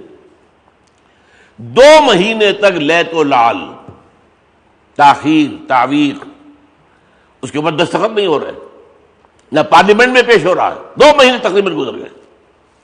نتیجہ کیا نکلا؟ اگرچہ جیسے ہی معاہدہ ہوا مکمل امن ہو گیا، مکمل امن، میں پھر کہہ رہا ہوں مکمل امن، صرف کہتے ہیں کہ دیر زیری کے اندر ایک کھلونا جو ہے، کھلونا بم پھٹا ہے، 11 بچے جاں بحق ہو گئے۔ یہ کھلونا بم کبھی روسیوں کے زمانے کا وہاں آیا پڑا ہوگا، یہ تو طالبانوں تو کبھی استعمال کیا ہی نہیں، ہم نے نام سنے ہی نہیں ان کا، تو یہ اصل میں رشینز نے استعمال کیے تھے کھلونے بم افغانستان کے اندر، کوئی وہاں سے کوئی اٹھا لایا ہوگا وہاں سے اور یہاں پر آ کے وہ ایکسپلوڈ ہو گیا، ورنہ طالبان کی طرف سے کچھ نہیں ہوا۔ البتہ جب انہوں نے دیکھا یہ تاخیر ہو رہی ہے تو جو نوجوان خون تھا ان میں، انہوں نے پھر پیش قدمی شروع کر دی، وہ آگے بڑھے، پہلے شانگلہ میں آئے اور اس کے بعد جو ہے بنیر میں بھی آ گئے۔ اب جو سراسیمگی ہوئی ہے سرحدی حکومت پر، ایک تو شور مچایا گیا، یہ تو اسلام آباد فتح کر لیں گے۔ شانگلہ کے بعد اسلام آباد کتنی دور ہے؟ شانگلہ تو بالکل سمجھیے کہ جو ہمارا تربیلا ڈیم ہے اس کے ساتھ ہے، اور اس کے ساتھ پھر اسلام آباد ہے، پاکستان کا صدر مقام۔ اگر یہ بڑھ کر آ گئے، اور یہ بات امریکہ میں بھی ہر جگہ پر، اور یہاں پر بھی ذرائع ابلاغ نے شور مچایا کہ آگے آگے آگے، بچاؤ بچاؤ بچاؤ، بچو اپنے آپ کو بچاؤ، یہ جو کیفیت تھی اس میں سرحدی حکومت کے اندر جو ہے ان کے جو پاؤں ہاتھ پھولے، انہوں نے فوراً الٹیمیٹم دے دیا مرکزی حکومت کو کہ اگر آپ اس معاہدے کو ریٹیفائی نہیں کرتے تو ہم آپ کے الائنس سے نکل جائیں گے۔ اس پر دیکھیے راتوں رات اس الٹیمیٹم کا نتیجہ کیا ہوا؟ راتوں رات پارلیمنٹ کا اجلاس ہوا، زرداری نے براہ راست دستخط نہیں کیے، وہ یہ اپنے ساتھ وہ شیلڈ رکھنا چاہتا تھا امریکہ سے کہنے کے لیے یہ تو میری پارلیمنٹ کا فیصلہ، میں کیا کرتا، لہذا پارلیمنٹ سے پہلے پاس کرایا، پھر خود دستخط کیے۔ اور اس کے بعد صوفی محمد صاحب سے کہا گیا کہ جو یہ بنیر کی طرف پیش قدمی ہو چکی ہے انہیں ہٹائیے، وہ گئے، انہوں نے واپس کر دیا، ان کی بات مان لی۔ اکثر لوگ چلے گئے، چند کچھ لوگ رہ گئے، کہتے ہیں بہت تھوڑے سے لوگ رہ گئے، لیکن اس کے بعد بھی کوئی کارروائی وہاں نہیں ہوئی۔ اب اس کے بعد ہوا کیا ہے؟ یہ تو میں نے آپ کو بتایا کہ 16 فروری کو معاہدہ ہوا اور 13 اپریل کو یہ جو ہے دستخط ہوئے ہیں زرداری صاحب کے۔ اس دوران میں ذرا 1-2 اختلافات بھی ابھرے صوفی صاحب کے اور طالبان اور حکومت سرحد کے مابین۔ ایک یہ تھا کہ طالبان یہ کہتے تھے، یا شاید وہ جو لفظ طالبان میں استعمال نہ کروں تو بہتر ہے، یعنی جو کارکن تھے، جو والنٹیئرز تھے تحریک نفاذ شریعت محمدی کے، ان کا موقف یہ تھا کہ انہوں نے 2 مرتبہ ہم سے وعدہ کر کے خلاف ورزی کی ہے، اب ہم ان کے وعدے پر اعتماد نہیں کرتے اور ہم ہتھیار رکھیں گے نہیں، استعمال نہیں کریں گے، لیکن ہتھیار حوالے نہیں کریں گے، یہ پہلے نافذ کر دے پھر ہتھیار رکھ دیں گے۔ اور یہاں تک کہا ہے مولوی فضل اللہ نے، آپ اس نظام عدل کو قائم کر دیں پھر ہم پاکستان کی فوج کے بغیر تنخواہ کے سپاہی بن جائیں گے، اور ہم جو تخریب کار ہیں ہمارے ساتھ جو لگے ہوئے ہمیں معلوم ہے، جو توڑ پھوڑ کر رہے ہیں، جو ہمیں بدنام کرنے کے لیے ایسی کارروائیاں کر رہے ہیں، لیکن اس وقت ہم ان کے خلاف کارروائی نہیں کر سکتے، ہم تو حالت جنگ میں ہیں، آپ کے ساتھ ہمارا معاملہ چل رہا ہے، اب یہ کہ ہم اس کے اندر عدالتی کارروائی کریں، کسی کو پکڑیں، اس پر جرم ثابت ہوگا تب اس کو سزا دی جائے گی، یہ کام اس وقت ہم نہیں کر سکتے۔ لیکن اگر یہ عدل قائم یہ رہتا ہے، امن قائم رہتا ہے، نظام عدل آپ نافذ کر دیتے ہیں، تو ہم، یہ الفاظ ہیں ان کے، کہ پاکستان کی فوج کے بغیر تنخواہ کے سپاہی ہم بن کر انہیں پکڑ کر آپ کے حوالے کر دیں گے۔ نمبر 2 جو تھا اختلاف یہ ہوا کہ معلوم ہوا کہ وہ شرعی کورٹیں تو بنانے کے لیے تیار ہے حکومت، لیکن اپیلیٹ کورٹ جو ہے وہ تو پاکستان کی سپریم کورٹ اور ہائی کورٹ جو ہے پشاور کی وہی ہوگی۔ تو اس پر صوفی صاحب نے کہا کہ نہیں، یہ ہمیں تسلیم نہیں ہے، جو فیصلے شریعت کورٹ میں شریعت کی روح سے علماء کریں گے، ان کے خلاف اپیل اگر ہے تو وہ غیر علماء کیسے سنیں گے؟ ہماری اپیل کورٹ جو ہے دارالقضاء، وہ بھی ہونا چاہیے وہی جس میں کہ عوام کے معتمد علیہ علماء موجود ہوں ججز کی حیثیت سے، وہ پشاور میں ہو جائے، آپ ہائی کورٹ بنا دیں ہمارا علیحدہ، یا یہ ہائی کورٹ کا ایک علیحدہ بنچ بنا دیں جو علماء پر مشتمل ہو، اور وہ جو شرعی عدالتوں کے فیصلے آئیں ان کے خلاف کوئی اپیل ہو تو اس کی سماعت کریں، یا سپریم کورٹ ہماری دارالقضاء جو ہے اولیاء وہ علیحدہ بنا دیں، علماء ہو اس میں، یا سپریم کورٹ جو ہے پاکستان کی اس میں علیحدہ جو ہے ایک بینچ بنا دیں کہ جو بھی ہمارے اس علاقے سے شرعی عدالتوں کے جو بھی فیصلے جائیں گے ان کے خلاف عدالت ہوگی تو وہ اس کو سنیں گے۔ میرے نزدیک یہ دونوں باتیں 100% درست تھیں، 100% درست تھیں، لیکن اس کے بعد ہوا کیا ہے؟ ادھر تو یہ 13 اپریل کو دستخط ہوئے، ادھر نہ تو پارلیمنٹ سے پوچھا، اب نہ کیبنٹ سے پوچھا، کوئی مشورہ نہیں، اچانک آرمی ایکشن شروع ہو گیا۔ وجہ کیا تھی؟ یہ دیکھیے 26 اپریل کو دیر میں شروع ہو گیا، 28 اپریل کو منیر میں شروع ہو گیا، 5-6 مئی کو سوات میں شروع ہو گیا۔ کیوں ہوا؟ نہ پارلیمنٹ کی اجازت ہے، نہ کیبنٹ کا ڈیسیجن ہے، اصل سبب کیا تھا وہ سمجھنے کی ضرورت ہے۔ زرداری صاحب کی پیشی ہونے والی تھی برطانیہ میں اور واشنگٹن میں، امریکہ کا دورہ تھا، امریکہ جا رہے تھے، ادھر امریکہ نے ایک راستہ دکھا دیا تھا، امریکی حکومت کی طرف سے پاکستان کی سیاسی حکومت پر تو تنقید ہوئی کہ یہ کمزور ہے، یہ کوئی فیصلہ قدم اٹھانے کے قابل نہیں ہے۔ ہاں فوج جو ہے پاکستان کی وہ ٹھیک ہے اور وہ صحیح طور پر بات سمجھ گئی ہے، اور اس کے اندر جو چیزیں تھیں جو مستقل جو ہے وہ بھارت کے خلاف ایک دشمنی وغیرہ وہ جراثیم بھی اب ختم ہو رہے ہیں، لہذا فوج کا معاملہ وہاں کا ٹھیک ہے لیکن سیاسی حکومت کا نہیں۔ اس کا مطلب کیا تھا؟ یہ گویا کہ ریڈ لائٹ دکھا دی گئی تھی زرداری صاحب کو، آپ اگر ہماری لائن کو ٹو نہیں کرتے تو آپ نہیں رہیں گے یہاں، آپ ہمارے ذریعے انارو لے کر گئے وہاں پر، آپ کو ہماری وجہ سے وہاں حکومت ملی ہے، آپ کی اور حیثیت کیا تھی یہاں پر؟ لہذا اگر آپ ہمارا پوری طرح پر ٹو نہیں کرتے ہماری پالیسی کو تو آپ کی چھٹی ہو جائے گی۔ یہ بات دیکھ لی تھی زرداری نے، لہذا فوری طور پر وہاں سے حکم اور یہاں سے آرمی ایکشن شروع ہو گیا۔ اب یہ آرمی ایکشن کم از کم وقتی طور پر اور کم از کم بظاہر کامیاب ہو گیا ہے، اس میں کوئی شک نہیں، لیکن اس کی ناکامی کا سوال ہی کیا تھا؟ ظاہر بات ہے کہاں پاکستان کی فوج جس کی سپورٹ پر air force, helicopters, tanks, armed cars, down کیا کچھ، اور بڑی لانگ رینج آرٹلری، اور ظاہر بات ہے وہ لوگ جو تھے ان کے پاس تھے چھوٹے ہتھیار تھے، وہ بڑے ہتھیار تو تھے ہی نہیں، کوئی ان کے پاس اینٹی ایئر کرافٹ گن تو نہیں تھی، کچھ بھی نہیں تھا۔ تو ظاہر بات ہے کہ اس میں تو کوئی اور دوسری شکل ہو سکتی ہی نہیں تھی، لیکن یہ کہ اس کو فتح کامیابی ہونی ہی ہونی تھی، اس لیے کہ مقابلہ بالکل ان ایکول تھا، کوئی اس کے اندر مقابلے کی والی بات ہی نہیں تھی۔ لیکن کیا یہ واقعتاً پوری طرح کامیاب ہو چکا ہے؟ یہ سوال ہے بہت بڑا۔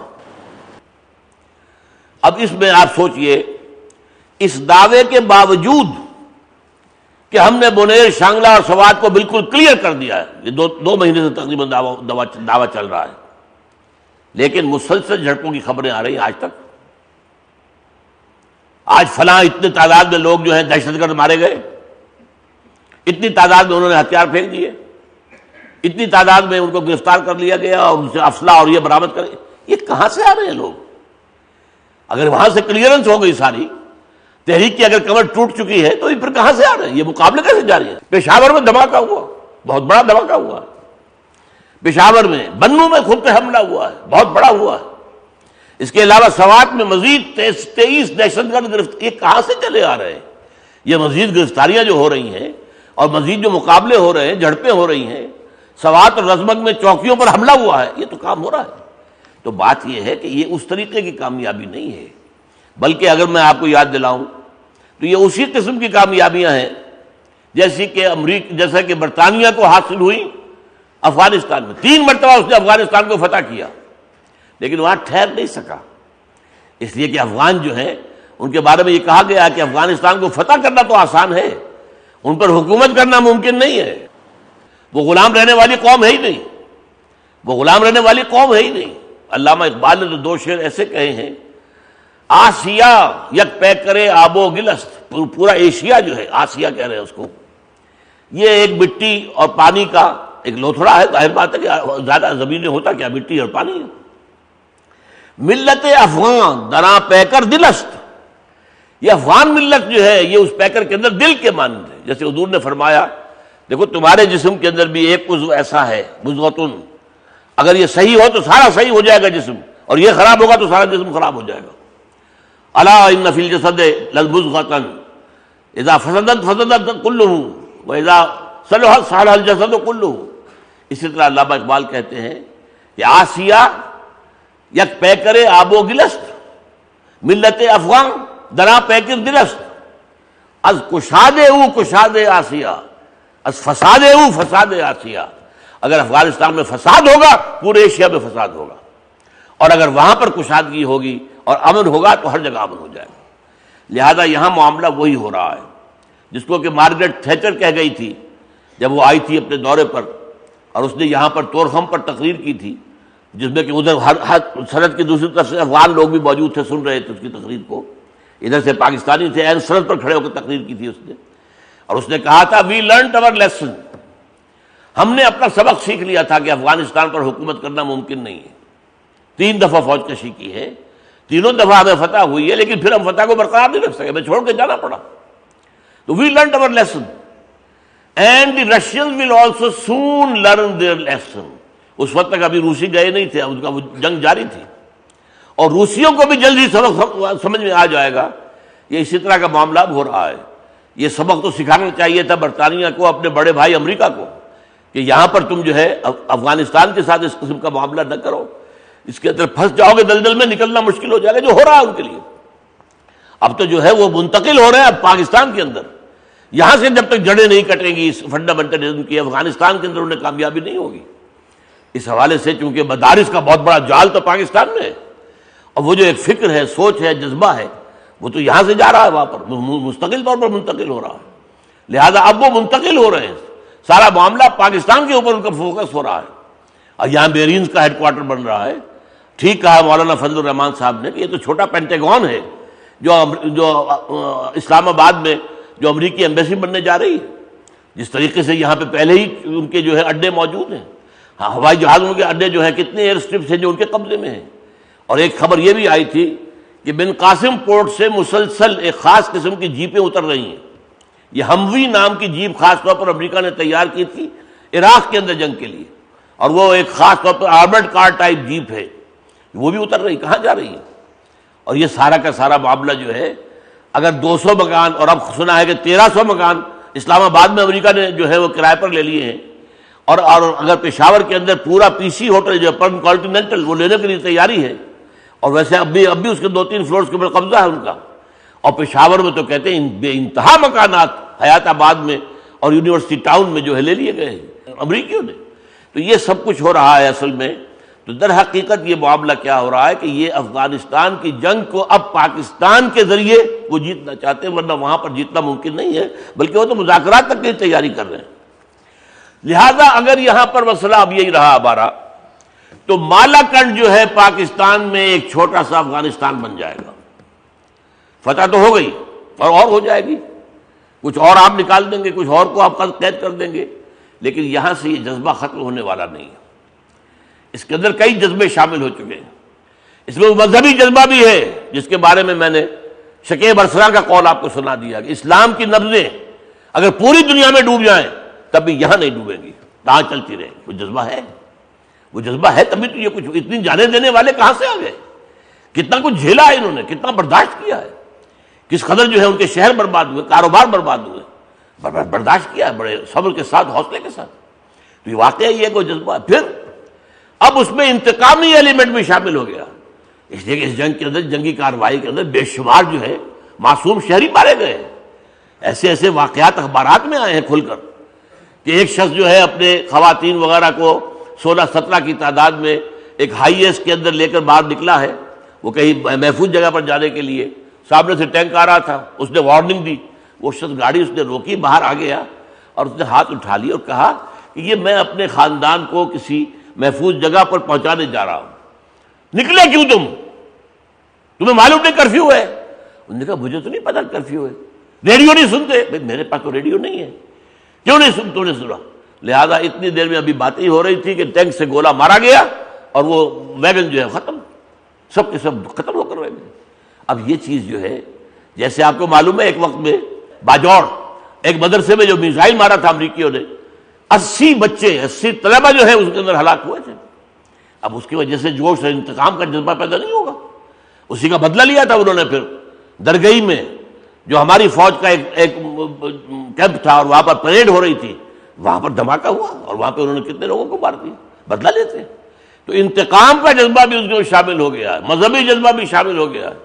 پھر جیسا کہ میں نے بتایا دوسرے اور جذبات بھی اس کے اندر شامل ہیں، اور یہ جو ہے ہو سکتا ہے کہ کسان تحریک جو ہے سرحد کی، وہ واقعتاً دوبارہ دور پکڑ جائے اور قوانین کے خلاف جو ہے وہاں پر کوئی اس طرح کا معاملہ جیسے کہ ریولوشنز میں ہوتا ہے شروع ہو جائے۔ بہرحال یہ صورت اگر رہتی ہے یہاں تو ہوگا کیا؟ یہ مسلسل جنگ، چھاونیاں بنانی پڑیں گی، اس طریقے سے اعلان بھی کیا چھاونی بنائیں گے، اس میں جانی نقصان ہوگا، مسلسل ہوگا، بلیڈنگ ہوگی۔ جتنی ہماری فوج کا جانی نقصان ہوتا ہے اتنا گویا کہ ہم بھارت سے اور نیچے دبیں گے، ہمارے بھارت کے مقابلے میں کمزوری ہوگی، ہماری فوجیں یہاں پر رہیں گی، آکوپائڈ ہوں گی، یہاں پر مصروف یہاں پر رہیں گی، بھارت کے لیے اور زیادہ آسان ہو جائے گا۔ پھر یہ ہے کہ اس پر خرچ، اخراجات آپ اندازہ کریں کس قدر اخراجات ہوتے ہیں۔ اس کا نتیجہ کیا نکلا؟ مستقل طور پر ہم امریکہ اور IMF کے در کے سوالی، وہ جو چاہیں گے ہم سے شرطیں بنوائیں گے۔ ابھی جو ہے کل فتح کے جاشیانے وہ جو ہے بج رہے تھے شادی مانے، لیکن آج نظر کیا آ گیا؟ لوگر بل کے ساتھ جو شرطیں لگائی ہیں وہ سن لی آج آپ نے، کس قدر کڑی شرطیں لگا دی گئی ہے۔ یہ 1.5 ارب جو سالانہ دینے کا وعدہ ہے، سخت سے سخت جو ہے، یہاں تک کہ کوئی بھی ایٹمک پالیسی سے متعلق شخص اگر ہم اسے لینا چاہیں گے تو دینا پڑے گا تمہیں۔ گویا کہ سب سے پہلا ٹارگٹ عبد القدیر خان موجود ہے ان کے سامنے، اب یہ سخت ماننی پڑے گی۔ آپ نہیں مانتے تو آپ کا تو جینا مشکل ہے، آپ تنخواہیں نہیں دے سکتے، آپ کا حال تو یہ ہو چکا، دیوالیہ تو ہو چکے ہیں، وہ تو امریکہ کے رحم و کرم پر ہیں۔ ابھی جو کچھ ہوا ہے، friends of Pakistan, friends of Pakistan, friends, ایک پیسہ نہیں ملا۔ کیوں؟ امریکہ اشارہ کرے گا، یہ فرینڈز آف پاکستان سب کے سب اس کی مٹھی میں ہے، اس کا اشارہ ہو تو ہو جائے گا، لیکن اس کا اشارہ کیا ہے؟ وہ چاہتے ہیں اسے اور شکنجے میں کسو پاکستان کو، اور کسو، تاکہ یہ ہر طرح ہماری بات مانے، ہر طرح ٹو کرے ہماری پالیسی کو، جو ہم چاہتے ہیں بھارت کے سامنے سر جھکا کے کھڑا ہو جائے، جو ہم چاہتے ہیں نیوکلیئر ویپنز ختم کرے۔ وہ کام کرنے کے لیے ظاہر بات ہے جب تک یہ دباؤ ہمارا نہیں ہوگا اس وقت تک یہ کیوں یہ بات مانیں گے، اور یہ دباؤ اسی طرح بڑھے گا۔ فرینڈز آف پاکستان کا اجلاس اتنا بڑا اور ایک پیسہ نہیں، ایک پیسہ نہیں۔ کہاں 120 بلین کی بات کر رہے تھے ہمارے صدر زرداری صاحب. اور وہ جو ہوا ہے بڑا لوگر بل جو ہے وہ پاس ہوا ہے, ابھی تو چونکہ اس کے اندر ترمیم کر دی ہے سینٹ نے, تو واپس جائے گا وہ ہاؤس آف ریپرزینٹیٹیوز کے اندر. پتہ نہیں اس میں اور کیا ہوتا ہے, اس میں ابھی تو لمبے کام ہیں. Many Aslam between the cup and the lip. پھر اس کی شرطیں آج پڑھ لیجیے, آج کے اخبار کی بات ہے. ایسی ایسی کڑی شرطیں ہیں. ان شرطوں کو آپ دیکھیے اور اس کے حوالے سے پھر نوٹ کیجیے کس طریقے سے امریکہ اپنا شکنجہ ہمارے گرد کس رہا ہے. اب اگر اس کے برعکس صورتحال ہوتی, فرض کیجئے اللہ نے توفیق دی ہوتی, اور میں نے اس وقت بھی یہی بات کہی تھی, اگر رائٹ ارنسٹ میں نظام عدل وہاں قائم کر دیا جاتا تو کون سا کفر تھا اس میں, کون سی پاکستان سے بغاوت تھی اس میں. انہوں نے کوئی اور مطالبہ نہیں کیا سوائے اس کے کہ ہمارا نظام عدالت وہی دے دو بھیا, ہم تمہارے اس پولیس پرچے اور عدالتوں سے باز آئے. اس لیے کہ پہاڑی علاقہ ہے, آج پیشی ہے, نہ معلوم کتنا سفر طے کر کے کتنا خرچ کر کے آدمی آیا, اور وہاں کہہ رہے جی بس نہیں آج نہیں ہوگا, اب آپ 2 مہینے بعد آئیے. انا للہ و انا الیہ راجعون. پھر وہاں رشوتیں چلتی ہیں, پولیس کی رشوتیں ہیں, فلاں کی رشوتیں ہیں. اگر آپ نے فوجداری مقدمہ ہے, پولیس کچھ جو اس کی اگر پیروی کر رہی ہے تو جو کچھ آپ کے بل پر کھائے گی وہ اس کے سارا میزبانی آپ کو کرنی پڑے گی, اس کی مٹھیاں گرم کرنی پڑے گی. جو کچھ ہمارے یہاں ہے وہ تنگ آ گئے تھے, وہ اس کے عادی نہیں تھے. ہم تو عادی ہو گئے رفتہ رفتہ, لیکن وہ عادی نہیں تھے. ان کا تو 1969 تک جو ہے اپنا ان کا نظام جو تھا شرعی عدالت والا قائم تھا. انہوں نے یہ تو نہیں کہا ہم پاکستان سے علیحدہ ہونا چاہتے ہیں. انہوں نے کہا کوئی بلوچستان کی طرح کی سیپریٹسٹ موومنٹ تو نہیں تھی. انہوں نے کہیں کوئی اور نیشنلزم کا نعرہ تو نہیں لگایا. شریعت, اور شریعت سے بھی مراد ان کی کوئی پوری شریعت نہیں ہے. یہ جو مقدمات ہیں یہ شریعت کے مطابق فیصلے ہو جائیں. باقی یہ کہ اور شریعت کے اندر جو ہے ظاہر بات ہے کہ اس سے آگے کی بات بھی ہو سکتی ہے اگر اس سے بات آگے بڑھ جائے. لیکن یہی اتنی بڑی بات ہوتی کہ یہاں پر وہ نافذ ہوتا اور وہاں امن ہو جاتا مکمل. اور وہی بات ہو جاتی جو افغانستان میں ہو گئی تھی, جو پوری دنیا جو ہے وہ حیران رہ گئی کہ طالبان کی حکومت کے ذریعے سے پورے افغانستان کے اندر امن قائم ہو گیا. ایبسلیوٹلی کرائم فری سوسائٹی پیدا ہو گئی. ایک حکم دیا ملا عمر نے, اور یہ کہ پورے ملک کے اندر پاپی کی کاشت زیرو ہو گئی. یہ سارے حقائق سامنے ہیں نا. اگر یہاں یہ کر لیتے, اگر اللہ انہیں توفیق دیتا, اگر ہمارے اوپر امریکہ مسلط نہ ہوتا, اگر ہم امریکہ کے یوں سمجھیے کہ گھڑے کی مچھلی نہ ہوتے, اگر ہم امریکہ کے در کے سوالی نہ ہوتے, اگر ہم نے اس کو اپنا آقا اور ملجا و ماوا نہ سمجھا ہوتا, تو ظاہر بات ہے, میں نے تو ایک تقریر میں ابھی حال ہی میں کہا ہے, یہ ہمارا آقا امریکہ ہے جس نے ہمیں حکم دیا تھا 1962 میں کہ کشمیر میں پیش قدمی نہ کرنا. ہمارا بہترین موقع وہ تھا جبکہ چائنا کی اور بھارت کی جنگ ہو رہی تھی نیفا کے اندر, اور برا حال تھا, بھارت کے چھکے چھوٹے ہوئے تھے. اس وقت جو ہے کشمیر خالی تھا, ہم بڑی آسانی سے کشمیر پر قبضہ کر سکتے تھے. لیکن ہمارا آقا اس نے کہا نہیں اور نہیں. وہی گولڈن چانس تھا ہمارے لیے. بعد میں پھر گھسپیٹیے بھیجے, وہ جو اپنے جو ہیں کمانڈوز بھیجے 1965 میں, اس کو تو بہت برا حال ہوا ان کا وہاں پر. اسی طریقے سے کارگل کی جو ایکسپیڈیشن کی بیوقوفی والی, انتہائی نااہلی والی, شدید نقصان ہوا. کتنا جانی نقصان ہوا بتاتے نہیں ہمیں.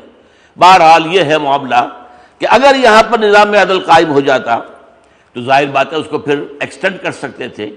سب سے پہلے پاٹا اور FATA, provincially administered tribal areas and federally administered tribal areas, ان میں نافذ کرتے, صوبہ سرحد میں نافذ ہو جاتا. اور پھر کیوں نہ ہوتا کہ اسے پورے پاکستان میں نافذ کر دیا جائے. بھائی انصاف چاہیے آپ کو, سستا چاہیے, جلدی چاہیے. یہ نہیں کہ ایک مقدمہ دیوانی ہے, باپ نے دائر کیا تھا, اس کا بیٹا بھی فوت ہو گیا, اب تو پوتا جو ہے اس کے زمانے میں کوئی مقدمہ چل رہا ہے, پہلے ادھر سے دے دیا گیا, سپریم کورٹ چلا گیا, سپریم نے واپس ہائی کورٹ کو کر دیا, ہائی کورٹ نے پھر کچھ کر دیا, پھر سپریم کورٹ چلا. یہ چکر ہوتا ہے, سال ہر سال گزر جاتے.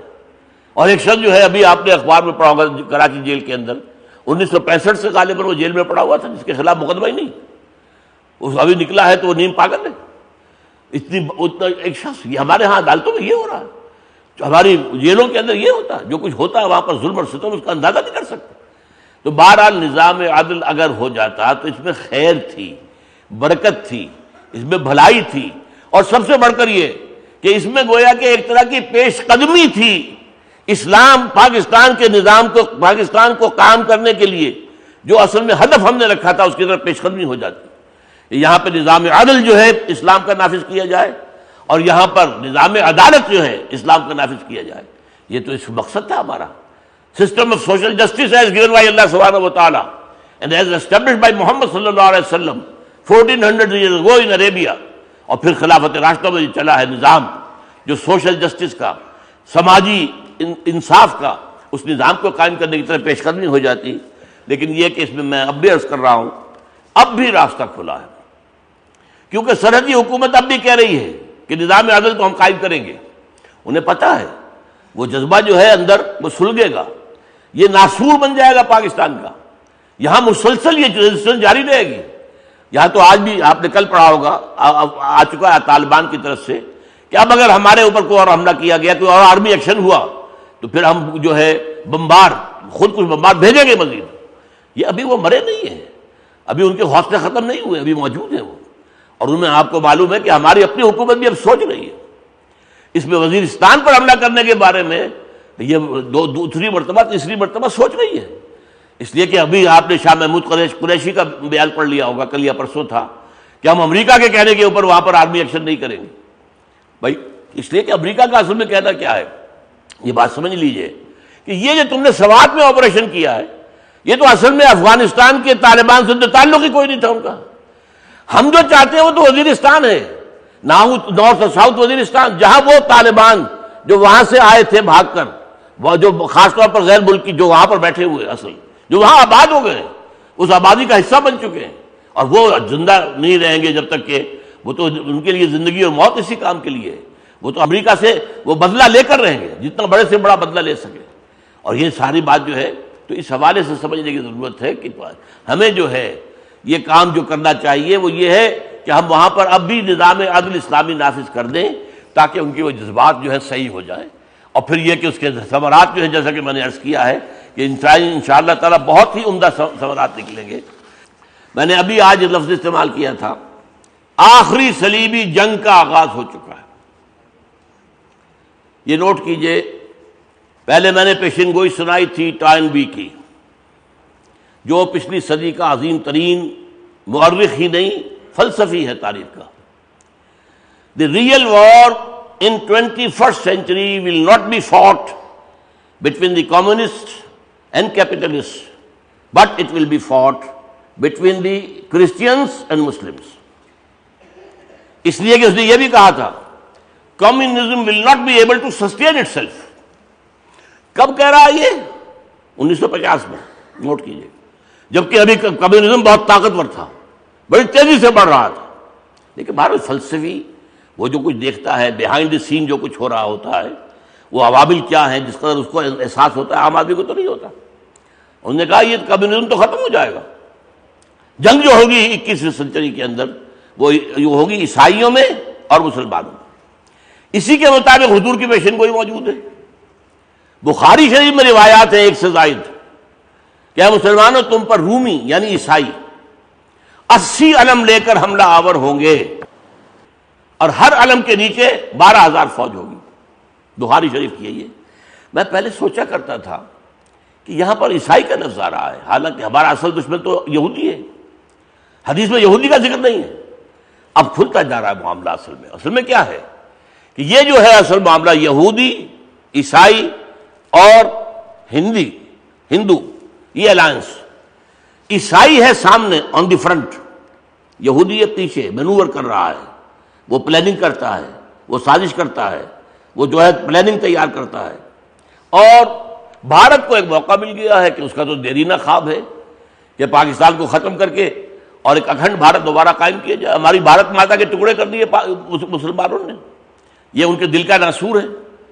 تو یہ جو جنگ ہے عظیم جنگ سوم جس کو کہا گیا، تھرڈ ورلڈ وار، اور یہ کہہ دیا گیا تھا سیکنڈ ورلڈ وار کے خاتمے کے بعد کہ اب جو جنگ ہوگی ہم نے 2 جنگیں لڑنی ہیں یورپ کے اندر، اور بے تحاشا جو ہے ہمارا نقصان ہو. 6 کروڑ انسان قتل ہوئے ہیں 2 جنگوں میں، اور اکثر و بیشتر تو جو یورپی تھے نا.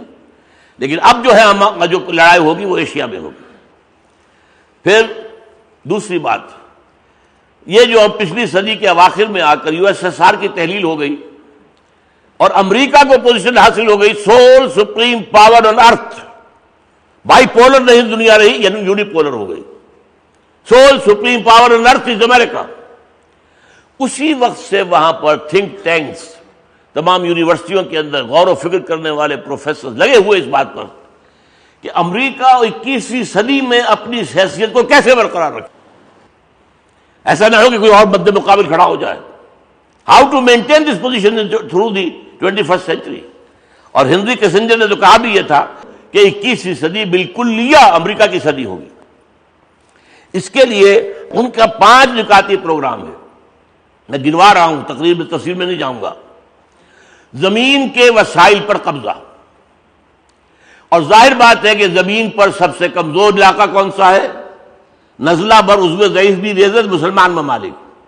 کھا جاؤ ان کو، قبضہ کرو ان پر. عراق کا تیل لے لو، اور سینٹرل ایشیا کے تیل کے لیے راستہ لینے کے لیے افغانستان کو زیر کرو، اور جو بھی علاقے ہیں. اور یہ بھی میں آپ کو بتا دوں، نیو یارک ٹائم کی اطلاع تھی کہ 2005 میں بش نے حکم دے دیا تھا کہ سعودی عرب اور پاکستان اور شام پر بھی حملہ کر دیا جائے. وہ تو پینٹاگون آڑے آ گیا، ان کا فوجی ہیڈ کوارٹر آڑے آ گیا. اس نے کہا کہ نہیں، ہم پہلے آؤٹ اسٹریچ ہیں، ہماری فوجیں بہت پھیلی ہوئی ہیں، ہمارے لیے کوئی نیا جو ہے میدان جو ہے کارزار کھولنا ممکن نہیں ہے. اور نہ بش جو ہے وہ تو گویا کہ ایک طرح سے کروسیڈ کا لفظ اس نے استعمال کیا تھا، ایک کروسیڈ. اور یہ کروسیڈ ہے واقعتاً، لیکن یہ کروسیڈ اصل میں شروع کب ہوا ہے؟ پہلا معاملہ جو تھا وہ تو اس نے جو کی پہلے جنگ میں حصہ لیا افغان جہاد میں، وہ تو روس سے بدلہ لینے کے لیے پیسہ دیا اور ہتھیار دیے.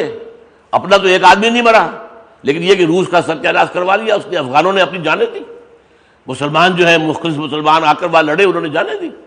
کہاں کہاں سے لوگ آ کر وہاں لڑے ہیں، اور جہاد کا غلغلہ سب سے زیادہ امریکہ نے بلند کیا. لہذا وہ تو معاملہ اور تھا. لیکن یہ جو کروسیڈ میں کہہ رہا ہوں جو شروع ہوئی ہے، یہ 2001 کے بعد ہوئی.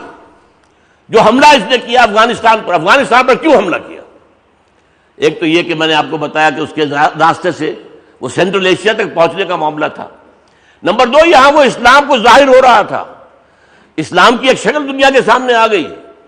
ایک وہاں پر جو برکات سامنے آئی ہے اسلامی سزاؤں کی، تعزیرات اور حدود کی، اس کی وجہ سے اندیشہ ہوا کہ یہ جو ابلیس نے، اب علامہ اقبال نے کہا ہے اپنی نظم میں، ابلیس کی وجہ سے شورا ہو نہ جائے آشکارا شرع پیغمبر کہیں، کہیں دنیا میں کسی جگہ پر شریعت محمدی صلی اللہ علیہ وسلم جو ہے وہ آشکار نہ ہو جائے، سامنے نہ آ جائے، اس کی برکات سامنے نہ آ جائے، ظاہر نہ ہو جائے. اس لیے اس کے بعد میرا سارا ابلیسی تانا بانا ختم ہو جائے گا. یہ سارے نظام جو ہم نے بنائے ہوئے یہ سب کے سب بھاگ جائیں گے، ختم ہو جائیں گے. تو اس حوالے سے افغانستان.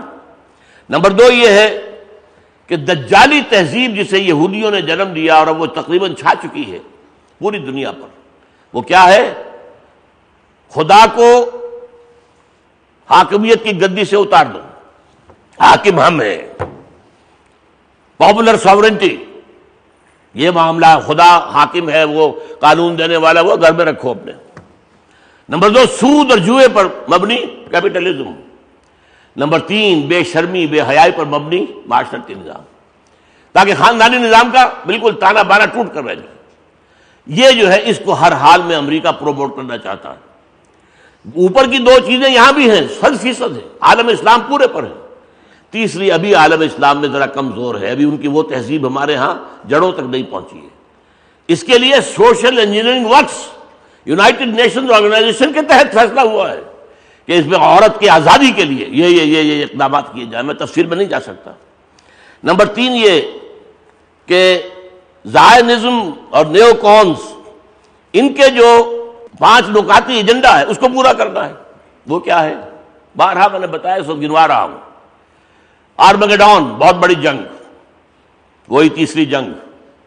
حضور نے کہا الملحمۃ الکبریٰ، عظیم ترین جنگ حضور نے بھی کہا صلی اللہ علیہ وسلم. یہ جنگ ہوگی اور زیادہ دور نہیں ہے، اور مڈل ایسٹ کا تہو بارہ ہو جائے گا معاملہ سارا. یہ تمام ممالک مسلمانوں کے ہاتھ سے نکل جائیں گے، اور گویا کہ گریٹر اسرائیل قائم ہو جائے گا، جس کا نقشہ اس کی پارلیمنٹ کی پیشانی پر لکھا ہوا ہے. پورا فلسطین، پورا شام، پورا عراق، کم سے کم یہ کہ دجلہ تک. ادھر سے یہ ہے کہ سعودی عرب کا بھی شمالی حصہ بشمول مدینہ، انا للہ و انا الیہ راجعون. اور مصر میں سے سینائی پیننسولا اور گوشن کا علاقہ جو کہ انتہائی جو ہے وہاں کا زرخیز علاقہ ہے، اور ترکی کا بھی جنوبی، یہ سارا گریٹر اسرائیل قائم ہوگا.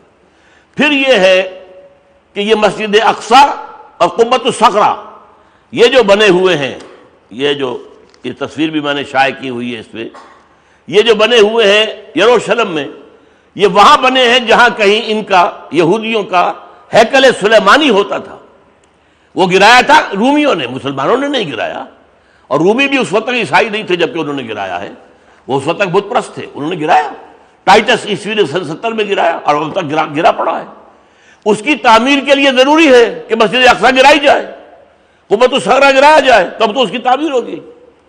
اور چونکہ انہیں پتا ہے کہ اگر یہ ہوا تو عالم اسلام کے اندر سیلاب آ جائے گا، ایک تباہی آ جائے گی، لوگ کھڑے ہو جائیں گے، اور یہ جو حکومتیں جو امریکہ کی کٹ پتلیاں ہیں، جو امریکہ کے لیے پاکٹ یونینز کا درجہ رکھتی ہیں، جو ان کی گھڑے کی مچھلیاں ہیں مسلمانوں کی حکومتیں ساری کی ساری، یہ بہہ جائیں گی سیلاب کے اندر، اور پھر ہو سکتا ہے کہ پاکستان کے ایٹمک دانت جو ہیں وہ فنڈامنٹلسٹ کے ہاتھ میں آ جائیں، لہذا اس سے پہلے پاکستان کے ایٹمک دانت توڑ دیے جائیں، اس کے بعد یہ اقدام کیا جائے۔ یہ ہے اصل میں نقشہ ان کا۔ اور ایک اور پانچویں چیز آج شامل کر لیجئے، جیسے کہ پہلی صلیبی جنگ شروع ہوئی تھی، وہ کی تھی ایک پوپ نے، اربن ثانی۔ اسی طریقے سے اب جان پال، اس نے جو کیا ہے، یہ جو یورپ کو متحد کیا ہے، یہ جو یونائٹڈ یورپ ہو گیا ہے، یہ اصل میں وہی رومی جو امپائر تھی، Roman empire, the old holy Roman empire, اس کو ریوائیو کیا جا رہا ہے۔ اور ان کا جو ہے نیٹو کا پلان اب کیا ہے، وہ وہاں سے جو ہے اصل میں حملہ کریں گے اور یہاں آ کر یہاں پر رومن کیتھولک عیسائی حکومت قائم کریں گے۔ یہ ہے ذرا فرق ان کا، عیسائیوں کا وہ اپنی چاہیں گے، یہودیوں کا یہ ہے کہ ہمارا مسیح آئے گا، وہ یہاں پر بیٹھ کر جو ہے وہ حکومت کرے گا۔ بہرحال اس کو لے کر آگے بڑھنا جو ہے امریکہ اصل میں اور ان یہودیوں کے بالکل ہتھ کنڈے کے اندر ہے، وہ جس طرح چاہے اس کا کام لے سکتے ہیں۔ بہرحال یہ ہے معاملہ صورتحال کا، جو عظیم جنگ تھی جس میں آپ کو معلوم ہے کہ افغانستان پر حملے کے لیے امریکہ نے نہ تو یونائٹڈ نیشنز کی اجازت کی پرواہ کی، نہ اپنے یورپین الائز کا کوئی مشورہ لیا، کچھ نہیں۔ وی ول گو اٹ الون۔ اتنا، اور پھر بھی اتنی بڑی کولیشن، یہ سب کچھ کیوں؟ اس لیے کہ اسلام کے معاملے کے اندر یہ سب متحد ہیں۔ اسلام کا راستہ روکنا ہے تو آپ کو معلوم ہے کہ لال مسجد کا جو حادثہ ہوا ہمارے ہاں، اس پر مشرف کی پیٹھ ٹھونکی تھی چین نے بھی۔ اچھا کیا تم نے، بہت اچھا کیا۔ روس نے بھی پیٹھ ٹھونکی تھی، نیٹو نے بھی شاباش دی تھی، برطانیہ نے بھی شاباش دی تھی، امریکہ نے بھی شاباش دی تھی۔ وہ تو چاہتے ہیں کہ فنڈامنٹلسٹ اسلام ختم ہو جائے، اس کا نام و نشان نہ رہے، ہمارا ہی نظام ہوگا۔ ہاں، مذہبی طور پر تم رہو، نمازیں پڑھتے رہو، مسجدیں بناتے رہو، ہمیں کوئی اعتراض نہیں ہے، ایک پرائیویٹ افیئر کی حیثیت سے اپنے ریلیجن کو ریئر رکھو، لیکن نظام کہیں نہیں ہوگا۔ بہرحال اسی طریقے سے انہوں نے اپنے تمام جو ہے یورپین امپلائز جو الائز تھے انہیں بھی اگنور کیا، پری ایمپشن کا فلسفہ بنا دیا، اور اسی وقت کہا تھا اس نے، بش نے، یہ کروسیڈ شروع ہو گیا ہے۔ بعد میں اگر چکا غلطی سے اس کی معذرت کی کہ غلطی سے یہ لفظ میرے نکل گیا، لیکن حقیقت میں نکل جاتی ہے، جس کے منہ سے سچی بات مستی میں، فقیہ مصلحت بھی سے وہ رندے بات زیادہ خار اچھا۔ اور میں نے اس کے لیے جو چند دن پہلے بھی جو آپ کے سامنے جو ثبوت پیش کیا ہے، یہ ہے پرچہ ایک فلاڈیلفیا ٹرمپٹ۔ یہ امریکہ کا ایک بہت بڑا ادارہ ہے، بہت بڑا ادارہ، جو وائٹ اینگلو سیکسن پروٹیسٹنٹس، ان میں بیپٹسٹ، ان کے اندر ایونجلسٹ، نیو کانز، یہ چار اصطلاحات ہیں جو ایک ہی شے کے لیے استعمال ہوتی ہیں۔ ان کا بہت بڑا ادارہ، 20 تو ان کے ٹیلی ویژن اسٹیشن ہیں، سینکڑوں کیبلز ہیں پوری دنیا کے اندر، جس سے 24 گھنٹے تبلیغ عیسائیت کی ہو رہی ہے۔ یہ رسالہ ملینز کے اندر شائع ہوتا ہے، صرف امریکہ سے نہیں، کئی جگہوں سے شائع ہوتا ہے بیک وقت۔ اس کا یہ جو پرچہ میرے ہاتھ میں ہے، یہ اگست 2001 کا ہے۔ ستمبر 2001 میں وہ ٹوین ٹاورز گرا دیے گئے اور اس کو بہانہ بنا کر افغانستان پر حملہ کیا گیا۔ سپٹمبر 2001 اور اگست 2001، اور اس میں یہ شخص لکھ رہا ہے، اس کا جو ایڈیٹر ہے، many people think the crusades are a thing of the past, over forever. بہت سے لوگوں کا خیال ہے کہ صلیبی جنگیں تو ماضی کا معاملہ تھی جب ہمیشہ کے لیے ختم ہو گئی ہیں، بٹ دے آر رانگ، وہ غلط ہے. Preparations are being made. اب بتائیے، یہ گھر کا بھید ہی بول رہا ہے نا، یہ فیلڈلفیا میں بیٹھا ہوا شخص ہے جو دکھ رہا ہے یہ، اور نیو کونز اور ایونجلسٹ کا آدمی ہے، جو یہ سارے کے سارے اکثر و بیشتر جو امریکہ کے اندر اصل طاقت ان کے ہاتھ میں ہے. Preparations are being made. یہ اگست میں چھپا ہے تو جولائی میں لکھا گیا ہوگا. یہ سازش جو ہے ٹوئن ٹاورز کے گرانے کی، اس وقت تیار ہو رہی ہوگی، اس کی طرف ہارا دے رہا ہے یہ. Preparations are being made for a final crusade and it will be the bloodiest of all. آخری کروسیڈ کے لیے تیاری ہو رہی ہے، اور یہ جان لو کہ وہ سب سے زیادہ خونریز بلڈیسٹ ہوگی. یہ بات لکھی جا رہی ہے اگست 2001 میں، چھپ رہی ہے، لکھی گئی ہوگی جولائی 2001 میں. بہرحال میں تفصیل سے بیان کر چکا ہوں، یہ امریکیوں نے خود کیا، موساد اور نیو کونز نے مل کر کیا یہ معاملہ ٹوئن ٹاورز کے گرانے کا. اسے بہانہ بنا کر افغانستان پر کروسیڈ شروع ہو چکا ہے. اسی کروسیڈ کا ایک حصہ ہے یہ جو آج ہمارے پاس آ گیا ہے. یہ جو کچھ ہو رہا ہے یہ اسی کا اسپل اوور ہے، اسی کی ایکسٹینشن ہے. اور ہمارے لوگ جو ہیں وہ یہ سوچنے پر مجبور ہیں کہ یہ جو ہے آخر امریکہ کے ہم اعلی کار کیوں بن گئے، ہم اس کی جنگ کیوں لڑ رہے ہیں. کچھ عرصے تک، پہلے تک لوگوں میں، کافی لوگوں کا خیال یہ تھا، لیکن اب کیا ہوا ہے؟ میرے نزدیک ہماری حکومت کو، ذرائع ابلاغ کو اور امریکہ کو سب سے بڑی فتح جو حاصل ہوئی ہے اس وقت وہ یہ ہے کہ وہ ہماری رائے عامہ کو یہ باور کرانے میں کامیاب ہو گیا ہے کہ یہ جنگ امریکہ کی نہیں بلکہ یہ تو پاکستان کی اپنی جنگ ہے، اپنی دفاعی جنگ ہے. اور یہ جواز تھا، یہ لازم تھا، یہ کرنا ضروری تھا. یہ اتنے بڑے دھماکے ہو رہے ہیں، خودکش حملے ہو رہے ہیں، یہ ہو رہا ہے، وہ ہو رہا ہے، امن ختم ہو گیا ہے. لہذا ان کے خلاف سارا کھاتے میں جا رہا تھا. ان کے کرانے والے تھے را کے، موساد کے، خاد کے ایجنٹ، اور روس کے ایجنٹ اور نیٹو کے ایجنٹ، کرنے والے وہ ہیں. لیکن یہ ہے کہ وہ سارا ان کے کھاتے میں جا رہا تھا. تو ہمارا جو ہے عام پبلک اوپینین، جو کہ ٹیلی ویژن کے مذاکروں کے ذریعے سے، اخبارات کے اداریوں کے ذریعے سے، کالم نگاروں کے کالموں کے ذریعے سے جو عام ہو گیا، وہ اس میں آدمی جو ہے بہہ گیا ہے. سب سمجھتے ہیں کہ یہ ٹھیک ہوا ہے یا ٹھیک ہو رہا ہے. قطعاً نہیں. آرمی ایکشن میں نے ثابت کیا آپ کو غلط تھا، پارلیمنٹ کی مرضی کے خلاف تھا. اس سے پہلے جو ہے کوئی مشورہ نہیں ہوا پارلیمنٹ سے، ایک آدمی کے فیصلے کے اوپر جو ہے وہ کر دیا گیا. تو یہ معاملہ جو ہے در حقیقت امریکہ کا اشارہ. امریکہ ناراض کیوں ہو گیا تھا؟ سوچنے کی بات ہے. اس نے یوں کیوں کہہ دیا تھا کہ پاکستان کی جو سول حکومت ہے وہ تو کمزور ہے، لیکن ہاں آرمی جو ہے وہ اب سمجھدار ہو گئی ہے، کم آف ایج، اب وہ بالغ ہو گئی ہے، اس کی سوچ جو ہے وہ درست ہو گئی. یہ سارے ہتھ کنڈے امریکہ سے، اشارے وہاں سے آ رہے ہیں، وہاں سے جو ہے تاریں کھینچی جا رہی ہیں، وہاں سے یہ جنگ ہو رہی ہے. اور اب جمہور کا معاملہ آئے گا. آپ کہیں بھی، آپ کے شاہ محمود قریشی نے کہا ہے کہ ہم حملہ نہیں کریں گے امریکہ کے دباؤ کے تحت وزیرستان میں. اصل میں سوچنا پڑتا ہے. وزیرستان میں گھس گئے تو بہت سے لوگ جو کہہ رہے ہیں کہ یہاں سے نکلنا پاکستان کا مشکل ہو جائے گا. سوات کا معاملہ اور تھا، وہ قبائلی علاقے نہیں تھے، وہ سیٹلڈ تھے. وہاں پر تو بہت اچھے اچھے جو ہے شہر تھے، بڑی عمدہ آبادیاں تھیں، بڑی سول سوسائٹی تھی، سب کچھ تھا. یہاں تو ظاہر بات ہے پہاڑ ہیں، پہاڑ اور ٹیلے ہیں، اور وہاں کے جو بھی جنگجو اور جفاکش جو ہے قبائل ہیں. اس اعتبار سے یہ ہم سوچ رہے، لیکن امریکہ مجبور کرے گا. آپ نے چونکہ اپنے آپ کو اس کے رحم و کرم پر ڈال دیا ہے. آپ نے 2001 کے بعد مشرف صاحب نے بیچ دیا پاکستان کو. اس کا خیال تھا بہت کچھ مل جائے گا، کچھ ملا بھی نہیں. جو ملا بھی ہے تو وہ بھی ادھر ادھر ہو گیا، ختم ہوا.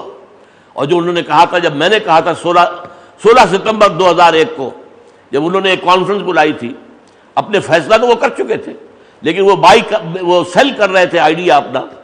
تو پہلے صبح کو ایک کانفرنس انہوں نے بلائی تھی صحافیوں کی، تیسرے پہر کچھ علماء کی، علماء اور جو ہے مشائخ. میں نہ علماء میں سے نہ مشائخ میں سے، لیکن مجھے پتہ نہیں کیوں بلا لیا. لیکن وہاں پھر میں نے ان سے صاف کہا کہ دیکھیے مشرف صاحب، صدر صاحب، سن لیجئے، اگر آپ نے اس وقت امریکہ کی مدد کی طالبان کے خلاف تو نمبر 1 یہ عدل اور انصاف کے مسلمہ اصولوں کی خلاف ورزی ہوگی. ابھی کوئی جرم ثابت نہیں طالبان کا، ابھی کوئی جرم ثابت نہیں ہے ابن لادن کا، پھر سزا کیسی؟ نمبر 2 اگر آپ نے ساتھ دیا تو یہ غیرت کا جنازہ ہوگا جو نکل جائے گا ہمارا. کیوں؟ ہم نے طالبان کو اسپانسر کیا، ہم نے ان کو ہیلپ کی، ہم نے ان کی مدد کی. آج بھی اس کا سفیر ہمارے یہاں بیٹھا ہوا ملا غیف، ابھی موجود تھے وہاں پر. اب اگر ہم نے صرف ایک دھمکی پر پتاشے کی طرح ہم بیٹھ گئے تو کوئی غیرت نام کی بھی کوئی شے دنیا میں ہے کہ نہیں؟ اور تیسرے میں نے کہا تھا کہ یہ جو آپ سمجھتے ہیں، ہاں تیسری بات، اگر آپ نے مدد کی طالبان کے خلاف تو یہ اللہ کے خلاف بغاوت ہوگی، اللہ کے دین کے خلاف بغاوت ہوگی. اس لیے کہ آپ ایک مسلمان ملک، مسلمان حکومت کے خلاف ایک کافر حکومت کا ساتھ دیں گے. یہ سارا، لیکن یہ بھی کہہ دیا تھا جو آپ بتا رہے ہیں کہ یہ فائدہ ہو جائے گا، یہ فائدہ ہو جائے گا، یہ کشمیر کا مسئلہ حل ہو جائے گا، لا حول ولا قوت، کہاں ہے وہ حل؟ میں نے کہہ دیا کچھ نہیں ہوگا. یہ صرف وقتی طور پر آپ کو سنائے کام نظر آ رہا ہے، کچھ نہیں ہوگا. اور آپ کی باری بھی آ کر رہے گی. یہ الفاظ ہیں میرے 16 ستمبر 2001 کو، جو کہ صدر صاحب کے ہاں وہ گفتگو کے اندر میں نے کہے. میں نے کہا وہ بازی باری اس لیے کہ اس کے پیچھے اصل میں امریکہ نہیں، اصل میں یہودی ہے. اور یہودی اپنا نشانہ نمبر 1، اپنا دشمن نمبر 1 مسلمان کو سمجھتا ہے، اور اس میں بھی مسلمانوں میں بھی پاکستان کو سمجھتا ہے. تو یہ ساری باتیں ہیں. بہرحال اس افغانستان کے بارے میں ایک تو میں نے آپ کو جو پیشن گوئی آج سنائی تھی کہ تیسری جنگ جو ہوگی عالمگیر ٹوائنبی کی، تو افغانستان کے بارے میں بھی مجھے عجیب ایک ملی ہے اس کی کوٹیشن ٹوائنبی کی. یہ ایک کتاب ہے پروفیشنز آف اکنامک ہٹ مین. اس نے یہ لکھا ہے افغانستان میں صحیح اسلامی تہذیب موجود ہے اور اسلامی تہذیب کا احیاء وہیں سے ہوگا. یہ 1930 کی تحریر ہے ٹوائنبی کی. اور میں نے پھر آپ کو آج جو آیات سنائی تھی وہ صرف اشارہ کر رہا ہوں. قرآن میں 3 دفعہ آیا ہے کہ محمد عربی صلی اللہ علیہ وسلم کی بعثت کا مقصد غلبہ دین حق، سورہ توبہ میں، سورہ صف میں، سورہ فتح میں. هو الذی ارسل رسولہ بالہدی ودین الحق لیظہرہ علی الدین کلہ. نمبر 2، حضور کو بھیجا گیا پوری نوع انسانی کے لیے. وما ارسلناک الا کافۃ للناس بشیرا ونذیرا. نتیجہ کیا نکلتا ہے؟ آپ کا مقصد بعثت پورا اسی وقت ہوگا جب پوری دنیا پر اللہ کا دین قائم ہو جائے. اور یہ ہونا ہے، یہ ہو کر رہے گا. ہو نہیں سکتا کہ حضور کی بعثت کا مقصد پورا نہ ہو اور دنیا ختم ہو جائے. ہوگا. اسی کے لیے میں نے پھر وہ حدیث سنائی آپ کو. ویسے تو 3-4 حدیث سے یہ ہم نے کتابچہ جو ہے بہت بڑے پیمانے پر اس کو شائع کیا ہے، عام کیا ہے، آپ کا بھی کبھی نہ کبھی ضرور پہنچا ہوگا. 3 حدیثیں ہیں جن میں حضور نے فرمایا ہے. ایک میں تو یہ کہ آپ نے اپنے دور سے لے کر قیامت تک 5 ادوار گنائے. میرا دور نبوت، پھر خلافت راشدہ کا دور، پھر ظالم حکومت کا دور، پھر جو ہے غلامی والی حکومت کا دور، اور پھر دوبارہ خلافت اللہ بن حاجر نبوہ. وہ دور اب زیادہ دور نہیں ہے. پھر میں نے حضرت ثوبان کی روایت آپ کو سنا دی. حضرت ثوبان فرماتے کہ حضور نے ارشاد فرمایا صلی اللہ علیہ وسلم، اللہ نے میرے لیے ساری زمین کو لپیٹ دیا یا سکیڑ دیا، یہاں تک کہ میں نے سارے مشرق دیکھ لیے، سارے مغرب دیکھ لیے.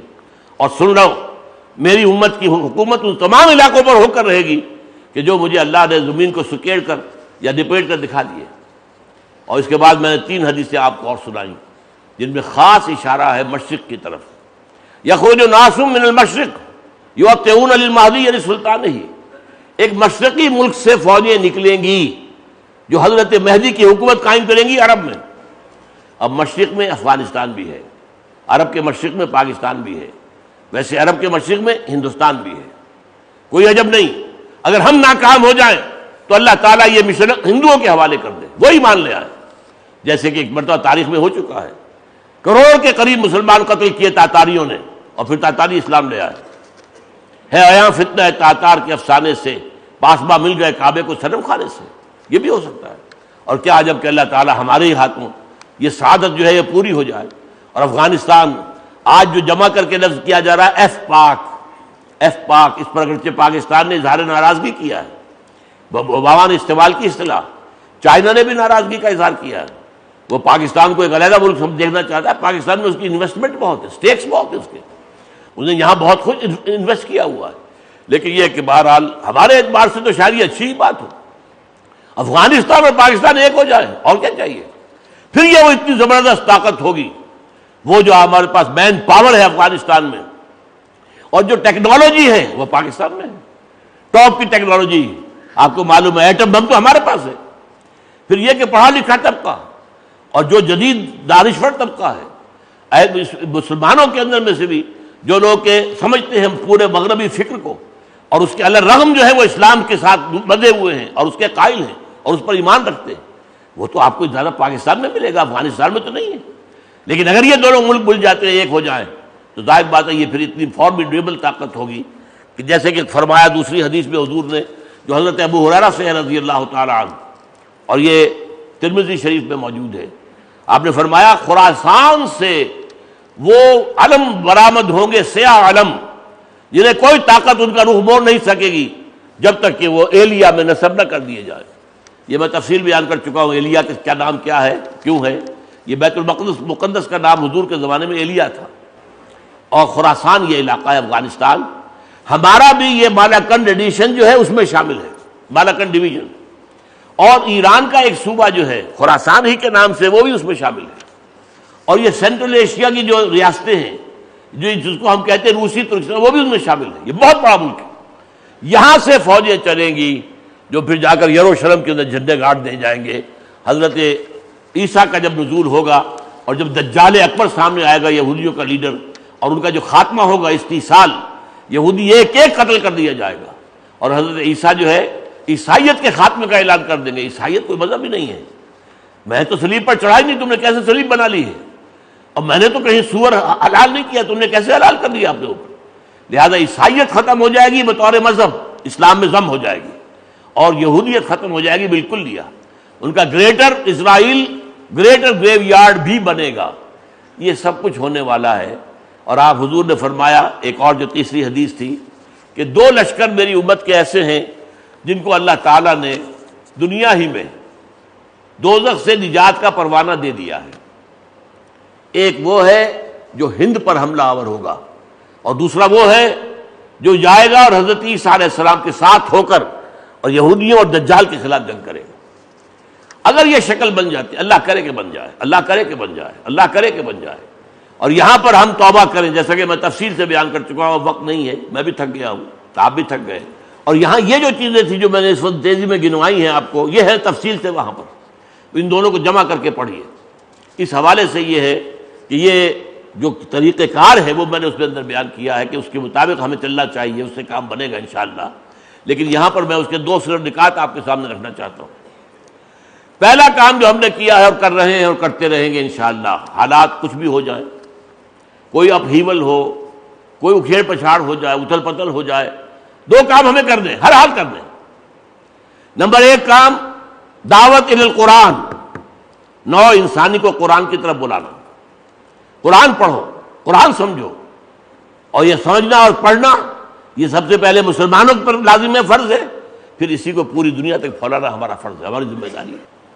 یہ دعوت رجوع القرآن کی تحریک جو میں نے شروع کی سن 65 میں آیا تھا لاہور اپنی تحریک کا آغاز کرنے کے لیے، اور اس وقت سے لے کر سب سے میرا میجر کام تو یہی ہے، دعوت رجوع القرآن۔ قرآن کالج، قرآن انجمنیں، قرآن اکیڈمیاں، دورہ ترجمہ قرآن، قرآنی تربیت، سب کچھ کیا کیا میں نے، یہی کام تو کیا زندگی بھر۔ تو پہلا کام تو یہ ہے، اور اس کو ہندوستان میں بھی عام کرنا ہے۔ آپ میں سے جس نے بھی دیکھا ہوگا پیس ٹی وی کے اوپر میرا درس قرآن جو ہے بمبئی کے جو اس کے آتے رہے ہیں، کتنی حاضری وہاں، 15,000 سے زائد لوگ، گنتی کے، یہ نہیں کہ اتفاق، یہ اندازہ ہے، اس لیے 15,000 کرسیاں وہاں ہوتی تھی، 10,000 مردوں کے لیے، 5,000 عورتوں کے لیے، سب فل۔ یہ ہے ظاہر بات ہے، کیا پتہ اللہ تعالیٰ کسی اور قوم کو چن لے۔ اگر ہم ناکام ہو گئے، وہ تو قرآن مجید میں کہہ دیا گیا تھا ان تتولوا یستبدل قوما غیرکم، اگر تم پیٹھ دکھا دو گے ہم کسی اور قوم کو لے آئیں گے تمہاری جگہ، تو کوئی عجب نہیں اللہ تعالیٰ کسی اور کو شرف اور سعادت عطا فرما دے۔ بہرحال ہمیں یہ کام کرنا، پہلا کام دعوت رجوع القرآن، دوسرا کام ایک حزب اللہ کی تیاری۔ حزب اللہ کون؟ جو ان لوگوں پر مشتمل ہو جن کے دلوں میں یقین والا ایمان ہو، عمل میں اسلام پر پورا عمل ہو، ان کے دل میں سوائے اللہ کی رضا کے حصول کے اور آخرت کی فلاح کے کوئی اور امنگ اور آرزو باقی نہ رہ جائے، اور اپنا تن من دھن لگانے کے لیے تیار ہوں اللہ کے دین کے لیے، اور کسی ایک شخص سے بیعت سمع و طاعت کے اندر منسلک ہو جائے۔ یہ 5 اوصاف جن لوگوں میں ہوں گے، اولئک حزب اللہ، الا ان حزب اللہ هم المفلحون، وہ حزب اللہ ہے، اور اللہ فلاح تو بالآخر حزب اللہ کو ملے گی۔ تو دوسرا کام یہ میں کر رہا ہوں اور میں نے اس میں اپنا وقت لگایا ہے، یہی ہمارے پیش نظر ہے۔ پہلا کام یہ، اور دوسرا یہ کہ جن کے دل میں بات آ جائے کہ ہاں اسلام صرف مذہب نہیں ہے، دین ہے، اور دین یہ اس وقت ہوتا ہے جب غالب ہو، مغلوب ہو تو دین نہیں رہتا، وہ پھر ایک مذہب بن کر رہ جاتا ہے۔ اور دین کو غالب کرنا، اس کی جد و جہد کرنا فرض عین ہے، اور اس کے لیے ایک جماعت کا التزام لازم ہے۔ یہ باتیں جن کی سمجھ میں آ جائیں قرآن سے اور حدیث سے اور سیرت سے، تو پھر وہ تنظیم میں شامل ہو۔ میں اس سے پہلے کبھی تنظیم کا نام لے کر جو ہے میں دعوت نہیں دیا کرتا تھا، اب میں دیتا ہوں، اس لیے کہ حدیث نبوی ہے، جو بھی تم اپنے لیے پسند کرتے ہو دوسروں کے لیے بھی کرو۔ لا یؤمن احدکم حتی یحب لاخیہ ما یحب لنفسہ، تم میں سے کوئی شخص مومن نہیں ہو سکتا جب تک کہ وہ جو بات اپنے لیے پسند کرتا ہے دوسروں کے لیے پسند نہ کرے۔ آپ سب میرے بھائی ہیں، میرے عزیز ہیں، میں آپ کے سامنے بھی وہی چیز رکھ رہا ہوں جو میں نے اختیار کی ہے۔ تو آپ اس سے پہلے ذرا کہنے میں مجھے جھجک یہ ہوتی تھی کہ اس وقت میرے ہاتھ پر بیعت ہوتی تھی، اب ذرا آسانی معاملہ ہو گیا ہے، جو عمارت ہے منتقل ہو چکی ہے، اور عزیزم آ کے سعید کے ہاتھ کے اوپر اب بیعت ہے، اس لیے مجھے اب کہنے میں وہ بات نہیں رہی۔ بہت شکریہ آپ سب حضرات کا۔ سبحانک اللہم و بحمدک، نشہد ان لا الہ الا انت، نستغفرک و نتوب الیک۔